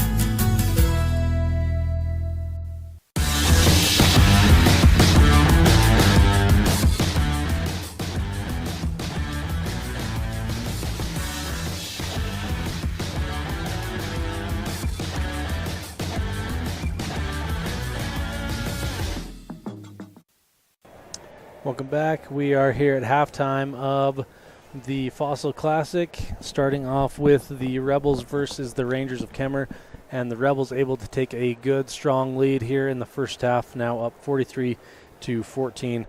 We're just waiting to get our stat sheet back, but obviously the Rebels able to shoot the ball really well, scoring nearly 20, a little over 20 points both quarters, and able to keep the Rangers to under 20 for the first half. And so the Rangers obviously missing one of their key components, one of their leading scorers this weekend, and that's showing its face right now as Kemmerer's had to play some younger guys. But the Rebels able to just keep the momentum going for the entirety of the first half. We'll see what adjustments Coach Cornea makes to this. Obviously, this is an ideal situation for the Rebels, as this is the first of 3 games this weekend, and so you got to think with the score the way it is, and if the game continues on the way it's been going, the Rebels will be able to rest most of their starters and varsity players for the most of the second half. So we'll see how Coach Cornea handles that. We'll be back after this for the tip-off. We are just 2.5 minutes away from the start of the second half. So thanks for tuning in to the Station on Main Halftime Show, online at mylocalradio.com and listening in at 98.3 KDQ FM. Reach a dedicated hometown, regional, and worldwide audience. Dive into the action with My Local Rodeo. Our high school rodeo broadcasts are the heart of the community, drawing families and fans who love to support local businesses. From prime advertising spots to exclusive sponsorships, your businesses can shine in the spotlight. Don't miss out. Contact us today and saddle up for an unbeatable advertising opportunity. My Local Rodeo, where your business becomes part of the excitement.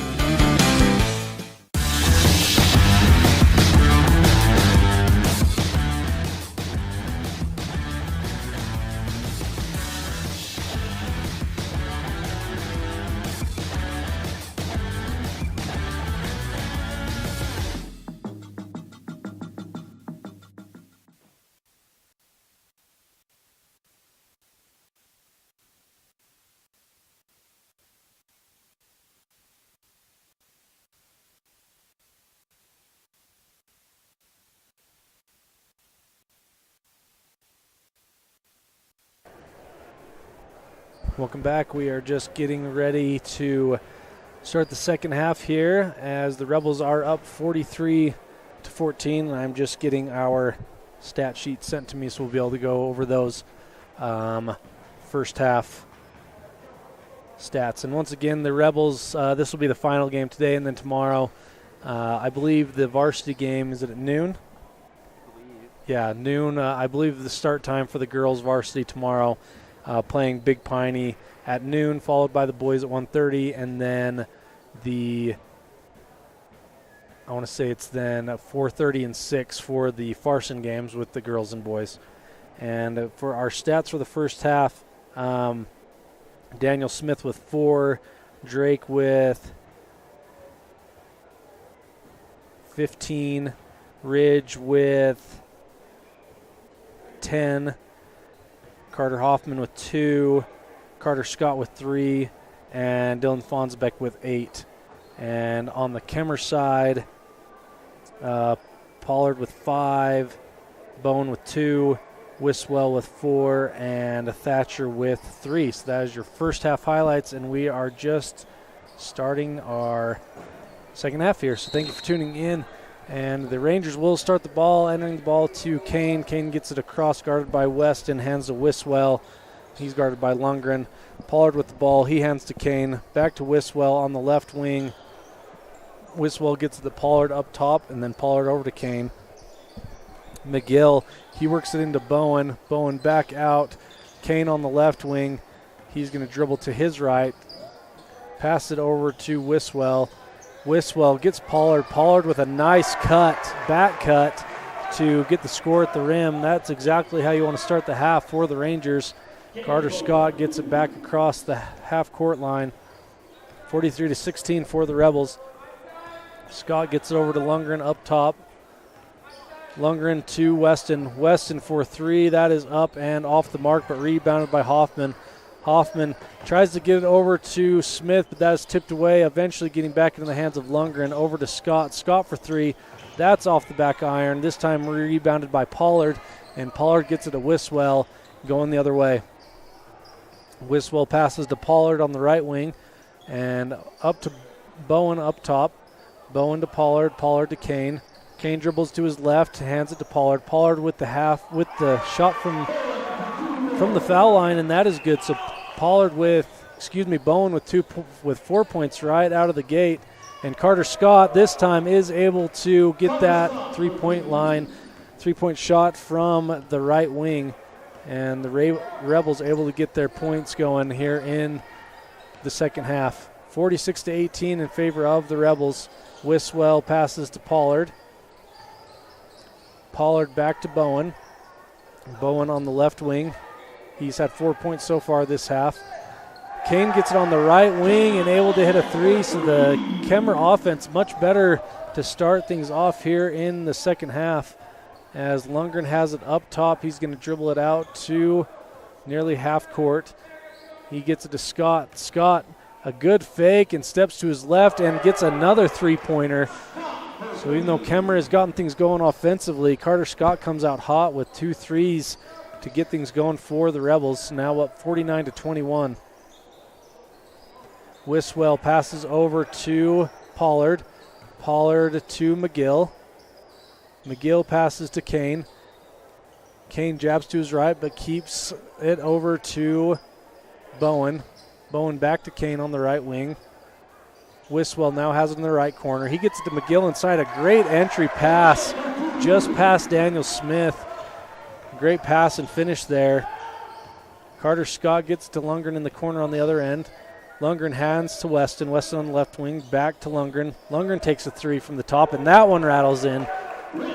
So the Rebels with 3 3-pointers to get things going in the second half.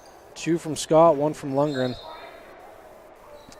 Ball is tipped out of bounds, and I think so the Rangers able to keep possession on the sideline. Wiswell to inbound.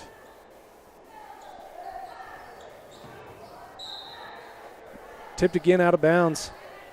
Rangers keep possession. Carter Grohl is now going to check in. He comes in for Drake Weston.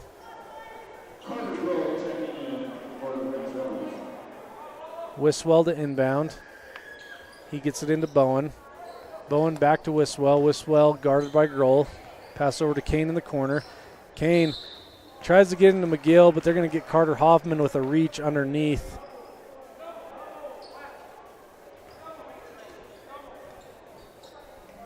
And that is Hoffman's first foul. Kane to inbound. He gets it immediately to McGill, and they're going to get Carter Hoffman again with the foul underneath. So Carter gets a second. He's probably only got about 4 minutes of play left, so we might as well use up those fouls.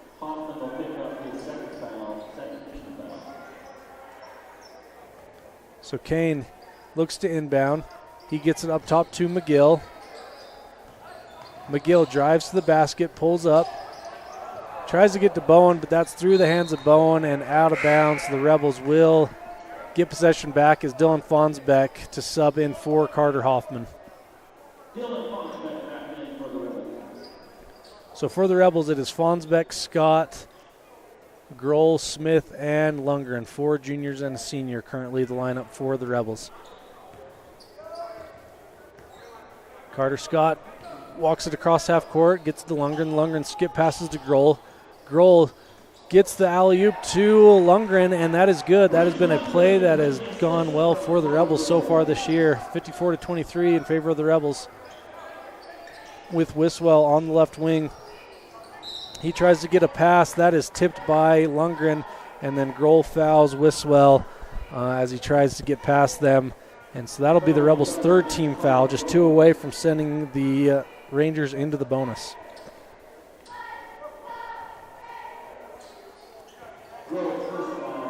Wiswell to inbound. He hands to Kane. Kane back to Wiswell. Wiswell dribbles to his right, being guarded by both Grohl and Lundgren. Rebels in a zone defense. McGill gets it up top at the top of the key. That is off the mark and rebounded by Scott. Scott gets it ahead to Grohl. Grohl on the right wing. He'll give it back to Scott. Back to Grohl.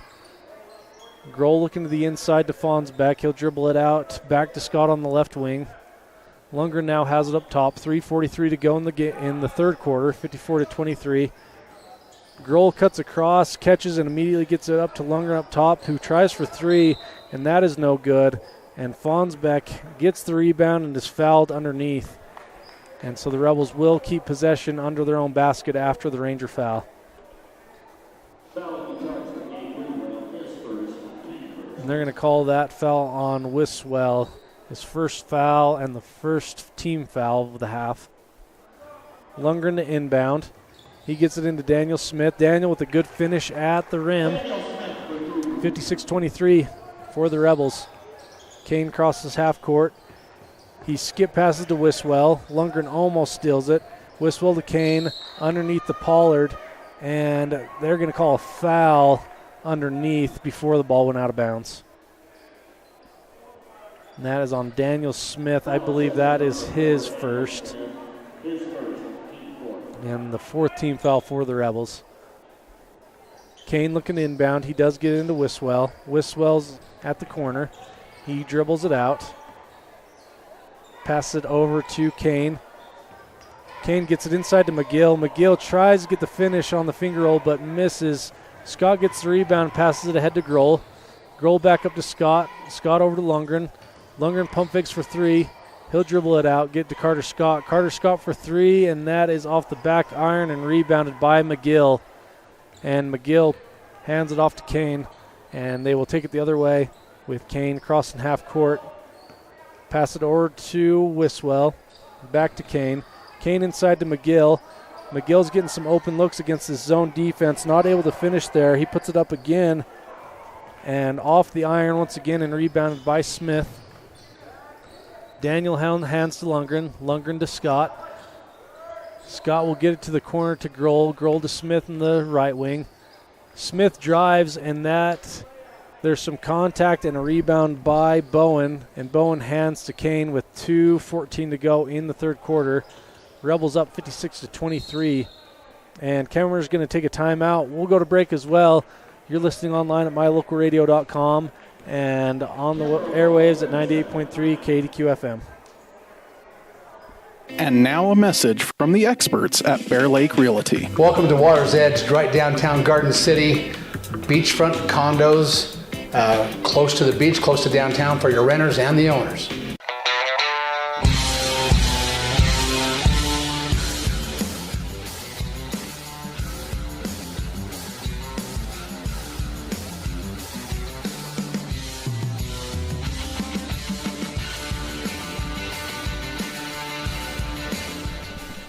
Time for our Bear Lake fan cam, and as I said in the girls game, hard to get the Rich County fans on camera as they are directly below us. There's some leaving the game.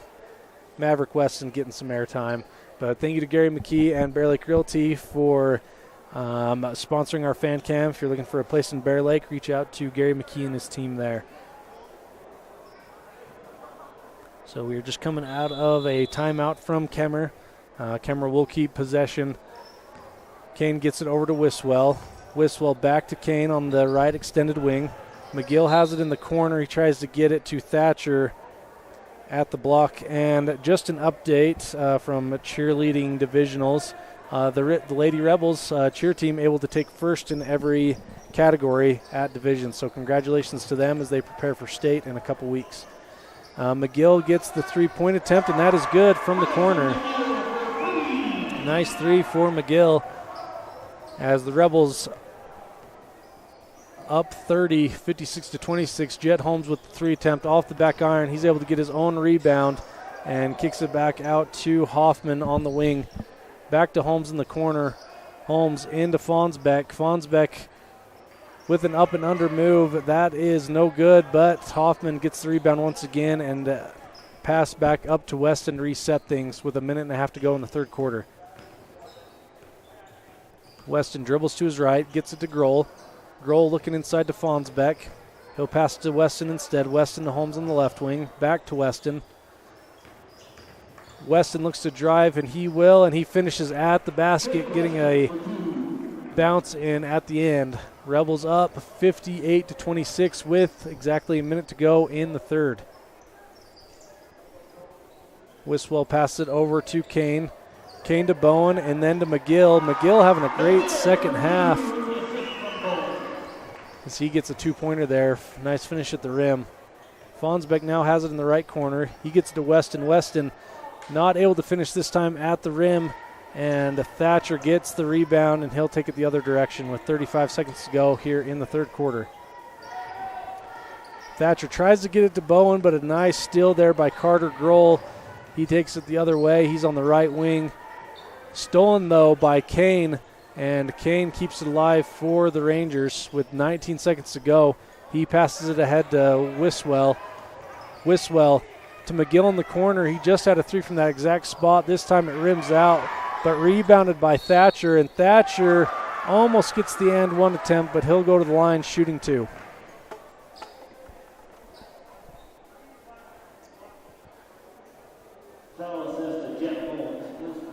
So that foul is on Jet Holmes, his first. Once again, Thatcher going to the line, shooting 2 with 7 seconds to go in the third. At the scores table for the Rebels, Aiden Weston and Dylan Wasden to check in for the Rebels. That first foul shot is up and no good. So Aiden Weston and Dylan Wasden will come in for Carter Grohl and Jet Holmes. So for the Rebels, it is Weston, Wasden, Hoffman, and Fonsbeck. Second foul shot for the Rangers is up, and this one is good. 5 seconds to go. Wasden gets it to Weston in the corner. Weston, he tries to get a floater at the buzzer, but he is fouled and will go to the line shooting 2 as time expires. So while everyone else goes to the huddle, Weston will go to the line to shoot 2 to end things in the third quarter. So we'll stay right here for these 2 foul shots.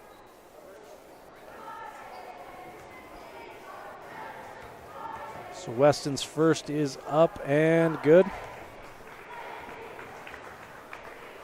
Weston has one more coming up to make it 60 for the Rebels, and I need to adjust for that Thatcher free throw.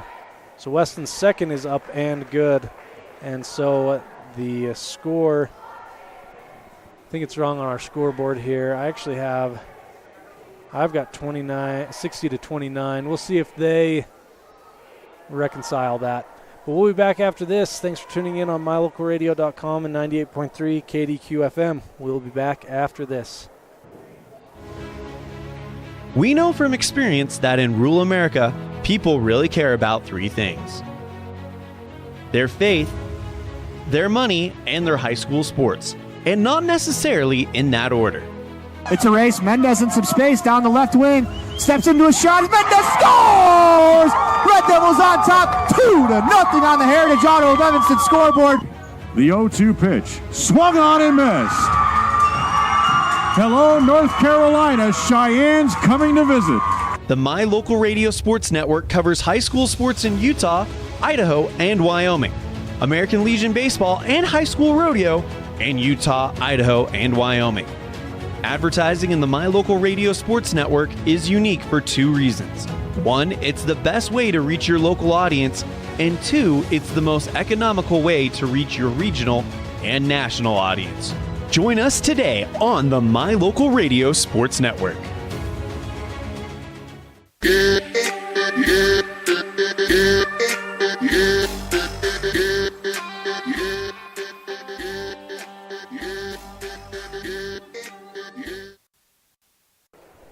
Welcome back as we start our fourth quarter here with the Rebels, a commanding lead of 60-29 against the Kemmerer Rangers.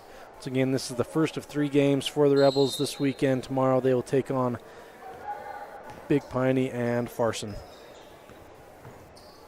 So into the game for the Rebels in is Aiden Weston, Drake Weston, Carter Hoffman, Dylan Wasden, and Dylan Fonsbeck. Hoffman kicks it over to Weston, then to Drake Weston. Fonsbeck in the corner. He skip passes it to Hoffman. Hoffman drives in, hands to Weston. Weston tries to finish at the hoop, and he is fouled, and so he'll go to the line to shoot 2.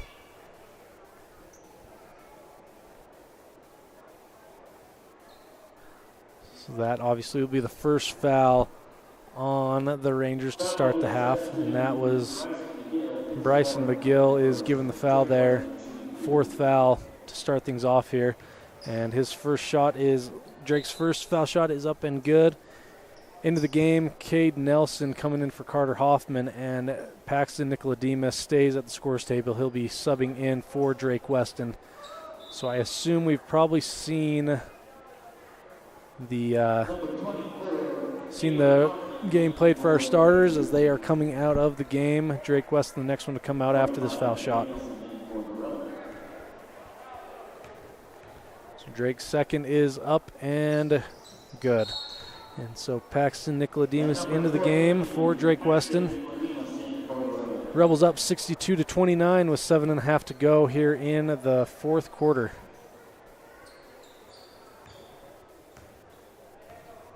Thatcher into the game. He crosses the timeline, passes it over to Kane. Kane to Wiswell. Wiswell back over to Kane. Kane to Thatcher. Wiswell, he'll try for three from corner, and that is good. So one of the team captains, Wiswell, with the three-pointer in the corner. Aiden Weston back to Paxton. Nicodemus. Nicodemus over to Nelson. Nelson to Nicodemus. Back to Nelson. Rebels just working their way around the perimeter, trying to get things inside while milking the clock as well. Pass attempt from Weston, tipped by Thatcher. Thatcher will go the other way. He has it on the right wing. He passes to... And Cade Nelson fouled on the rebound. That shot attempt was by number 24, Abram Hartman. And Cade Nelson, a good rebound there. Carter Grohl into the game for Dylan Fonsbeck now.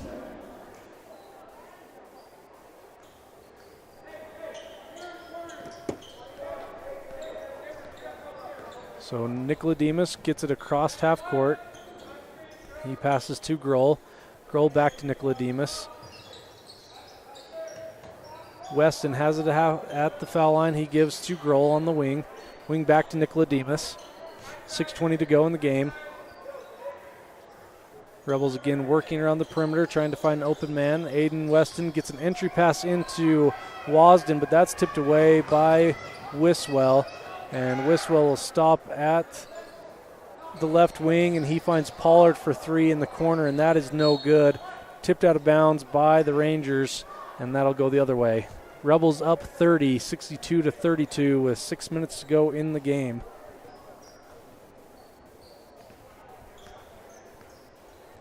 Nicodemus crosses half court, passes it over to Grohl, to Wasden, back to Aiden Weston. He drives to the hole, and that is tipped by Bowen out of bounds. So good block there and defense by Bowen. That will be still Rebels ball as is knocked out of bounds.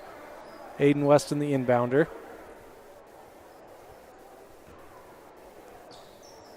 Weston looking to inbound, and he gets into Cade Nelson from the left wing. Nelson for three, and that is off the mark, but long rebound by Grohl. He gets it back up to Aiden Weston. So Weston will dribble things back out. He gets it to Grohl on the right wing. Grohl being guarded by Thatcher. Grohl inside to Nelson. Nelson, a great move and finish there. Cade Nelson with the two-pointer. Great finish at the rim. Great move. Rebels now up 64-32. Thatcher gets it to Wiswell. Wiswell into the corner. Back to Wiswell. Three is attempted there and off the front iron into the hands of Wasden, who quickly gets it out to Weston, and Aiden able to finish at the basket. Good transition layup there for Aiden Weston, 66-32 for the Rebels with 4:54 to go here in the second half. Thatcher has it on the left wing. He skips it over to Pollard. Pollard to Wiswell, and that is temporarily knocked out of bounds, stolen and knocked out of bounds by Grohl, so the Rangers will keep the ball just under the basket on the baseline.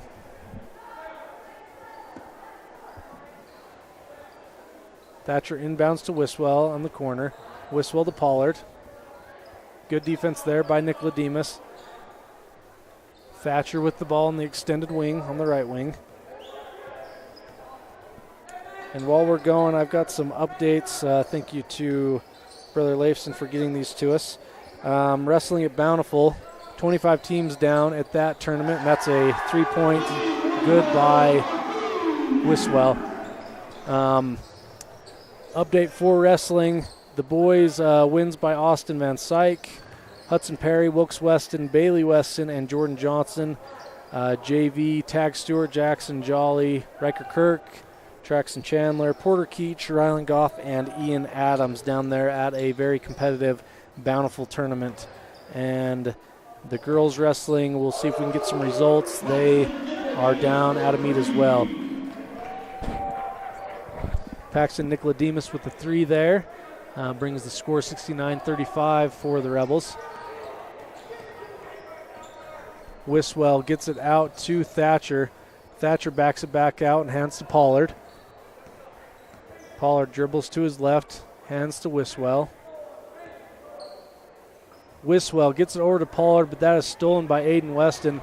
Aiden looking to go all the way to the hoop, and he is fouled, so he'll go to the line shooting 2.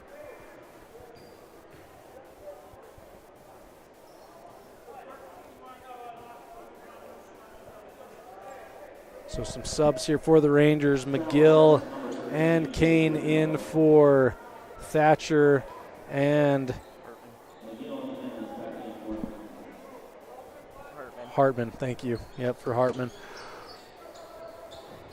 Ball is inbounded by Weston into Nelson. Nelson pump fakes and drives. He'll just have a short jumper, and that is off the back iron and rebounded by Kane. Kane will go across the timeline to Pollard, and that is a nice block by Wasden. He blocks, gets the rebound ahead to Paxton Nicodemus, who then gets it to Carter Grohl.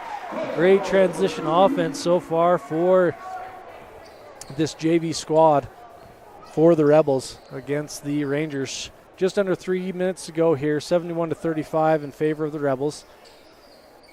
Wisman on the left wing. He gets it up top to McGill. McGill to Kane. Kane looking inside. He'll get it back out to McGill on the right wing, guarded by Wasden. Bowman gets it over to Pollard, and that 3 attempt is no good, but rebounded by Nelson. Good strong rebound by Cade, and he'll get it back out to Wasden, who hands to Nicodemus. Nicodemus drives to his right, hands to Grohl, then to Wasden. Wasden, open lane, and he's able to score and finish there. Great drive, great court vision there by Dylan Wasden, able to finish at the basket.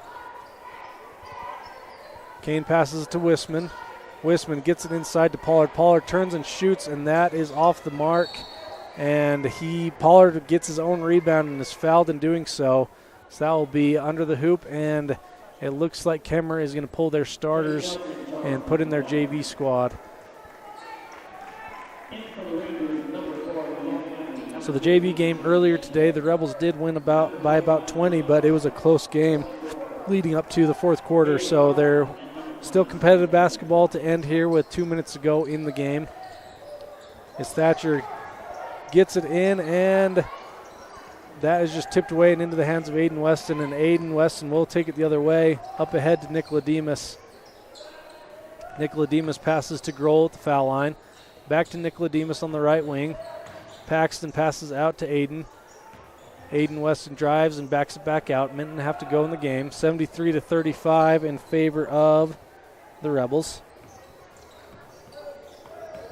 So I just got an update. The girls wrestlers will be wrestling at the Bountiful tournament, but they will not wrestle until tomorrow. So during tomorrow's basketball games, we'll give you some updates on the girls who have had a great season so far. So a lot of things going on for Rebel Sports. Tomorrow, as I just said, girls wrestlers at the Bountiful tournament. The cheerleaders, they swept the divisions today, winning in all 3 categories, taking first place. And the girls won earlier today by 5. And the Rebel boys are looking to finish things out here. And again, I'll read off our wrestlers who are down wrestling today that have gotten wins. Austin Van Syke, Hudson Perry, Wilkes Weston, Bailey Weston, and Jordan Johnson. That is in the varsity tournament. In the JV tournament with wins, Tag Stewart, Jackson Jolly, Riker Kirk, Traxton Chandler, Porter Keach, Rylan Goff, and Ian Adams. So great showing by the wrestlers. We're going to go to break. We'll be back after this. Rich County, Utah is a place where your neighbors are also your friends. A community where traditions matter and every person is important.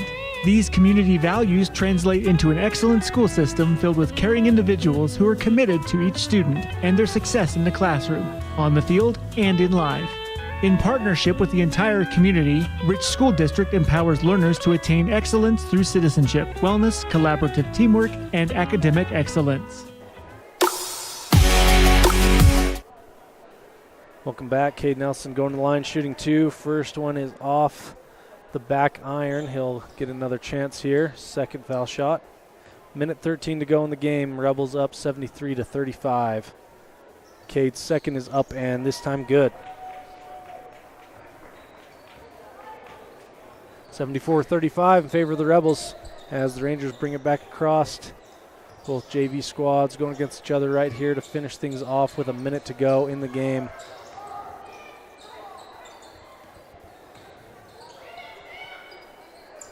Thatcher tries for three. That is off the mark. Another rebound by Aiden Weston. I think he's had at least three since he's come in the second half. He'll pass it back up top to Nicodemus. Nicodemus will drive to his left and gets Carter Grohl. Grohl not able to finish, defended by a couple Rangers there. 35 seconds to go in the game. Thatcher has it in the right corner. Rangers passing around the perimeter, trying to get another point in before the end of the game. Thatcher gets it into the inside to Hartman. Hartman off the side rim, and a good box out and rebound by Cade Nelson. So the Rebels will be able to dribble this thing out with just 10 seconds to go. Nicodemus has it up top, being pressured by Thatcher. He hands to Grohl. And that'll be it. So tune in tomorrow. I believe at noon will be the tip-off time for the girls against Big Piney, followed by the boys at 1:30, and then the girls will play Farson at 4:30 and the boys at 6. So 4 more games tomorrow. 2 games for both the boys and the girls. And thank you to Talon Pace for helping me on the camera today. And thank you for tuning in. We'll have a quick post-game show after this, and then we'll be back tomorrow.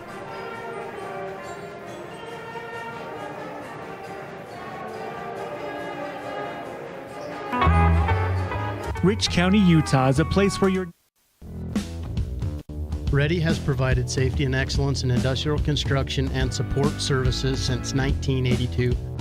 From insulation and scaffolding to paintings and coatings, our crews are standing by to assist with new construction, maintenance projects, facility shutdowns, and more. Contact us today to ensure your assets are protected and functional. Interested in joining our team? Visit ReadyUSA.com. We are ready. Healthy teeth and gums affect your overall health, including the mental image you have of yourself. That's just one reason that good dental care and hygiene habits should begin at a young age. Healthy teeth mean fewer sick days from school and higher self-esteem. We all want our children to be successful. Teaching them healthy dental habits at a young age with regular cleanings and dental checks is part of the answer. Dr. McKay Frankum serves patients of all ages. Call today and schedule dental appointments for your family. Dr. McKay Frankum, providing precision family dentistry at affordable prices.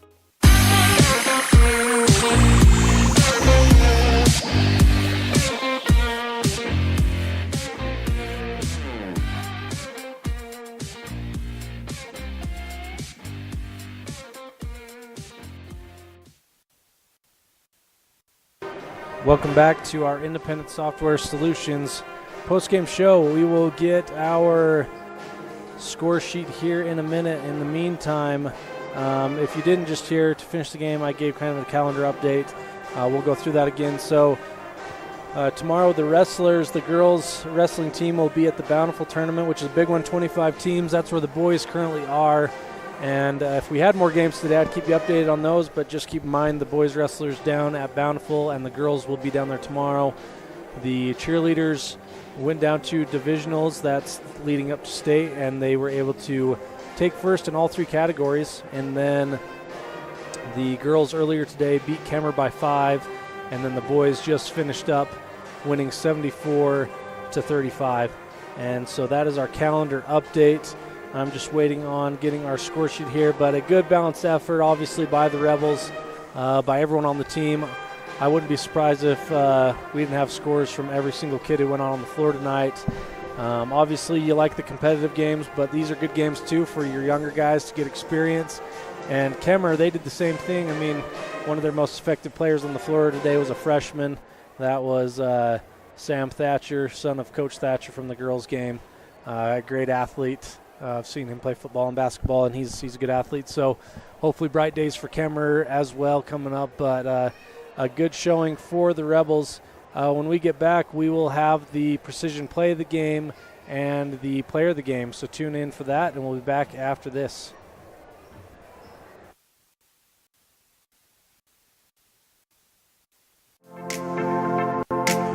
WattSmart is Rocky Mountain Power's energy efficiency program. WattSmart provides rebates to residential customers for energy efficiency upgrades made around the home. Devices and appliances that use electricity in your home can usually be made more efficient, and that can save you money and energy.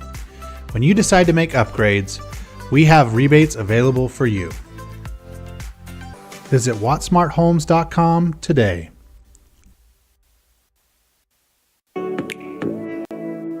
Welcome to the town of Randolph, located in northern Utah. The first group of settlers came from St. Charles, Idaho in March of 1870. We are a town of great extremes, from 90 degrees in the summer to minus 40 degrees in the winter, and we hold the record for the coldest temperature ever recorded in Utah at minus 50 degrees. Randolph is a small, friendly community that strives to preserve our rural heritage and small town feel. Enjoy the feeling each time you visit Randolph. Go Rebels! Make your day even better by indulging in delectable, freshly prepared classics at the Crawford Trough. Come enjoy succulent cheeseburgers, rich raspberry shakes, crispy onion rings, or golden fries, and pair it all with our exclusive River Bridge soda. For another favorite, try a grilled chicken wrap or a yummy twisted ice cream cone. Make the perfect dining experience with our delightful Crawford Trough staff. Treat yourself to something delicious from the Crawford Trough in Randolph. Welcome back. This is our Independent Software Solutions postgame show, and the D. McKay Frankham Precision Play of the Game. We'll give that to Carter Scott to start the second half. He had back-to-back threes that definitely prevented any sort of second-half surge, as Kemmerer did come out firing. Probably the best offensive production they had all game was coming out of the half, but it was quickly stifled by those two back-to-back threes from Carter Scott. And that will bring us to our Crawford Trough player of the game. We're going to give that to Drake Weston, High Point man. He finished the game with 22 points. And let's go through the rest of our scores today. As I said, nearly every kid had a point today, but Carter Grohl finishes with 2. Daniel Smith with 6. We talked about Drake Weston's 22. Ridge Lundgren with 15. Paxton Nicolademus with 3. Carter Hoffman with 2. And Carter Scott with 9, and Dylan Fonsbeck rounds that out with 8 points. And so thank you for tuning in. We'll be back tomorrow at noon, starting at noon, with the girls' game against Big Piney. We will see you here online at mylocalradio.com and listening in at 98.3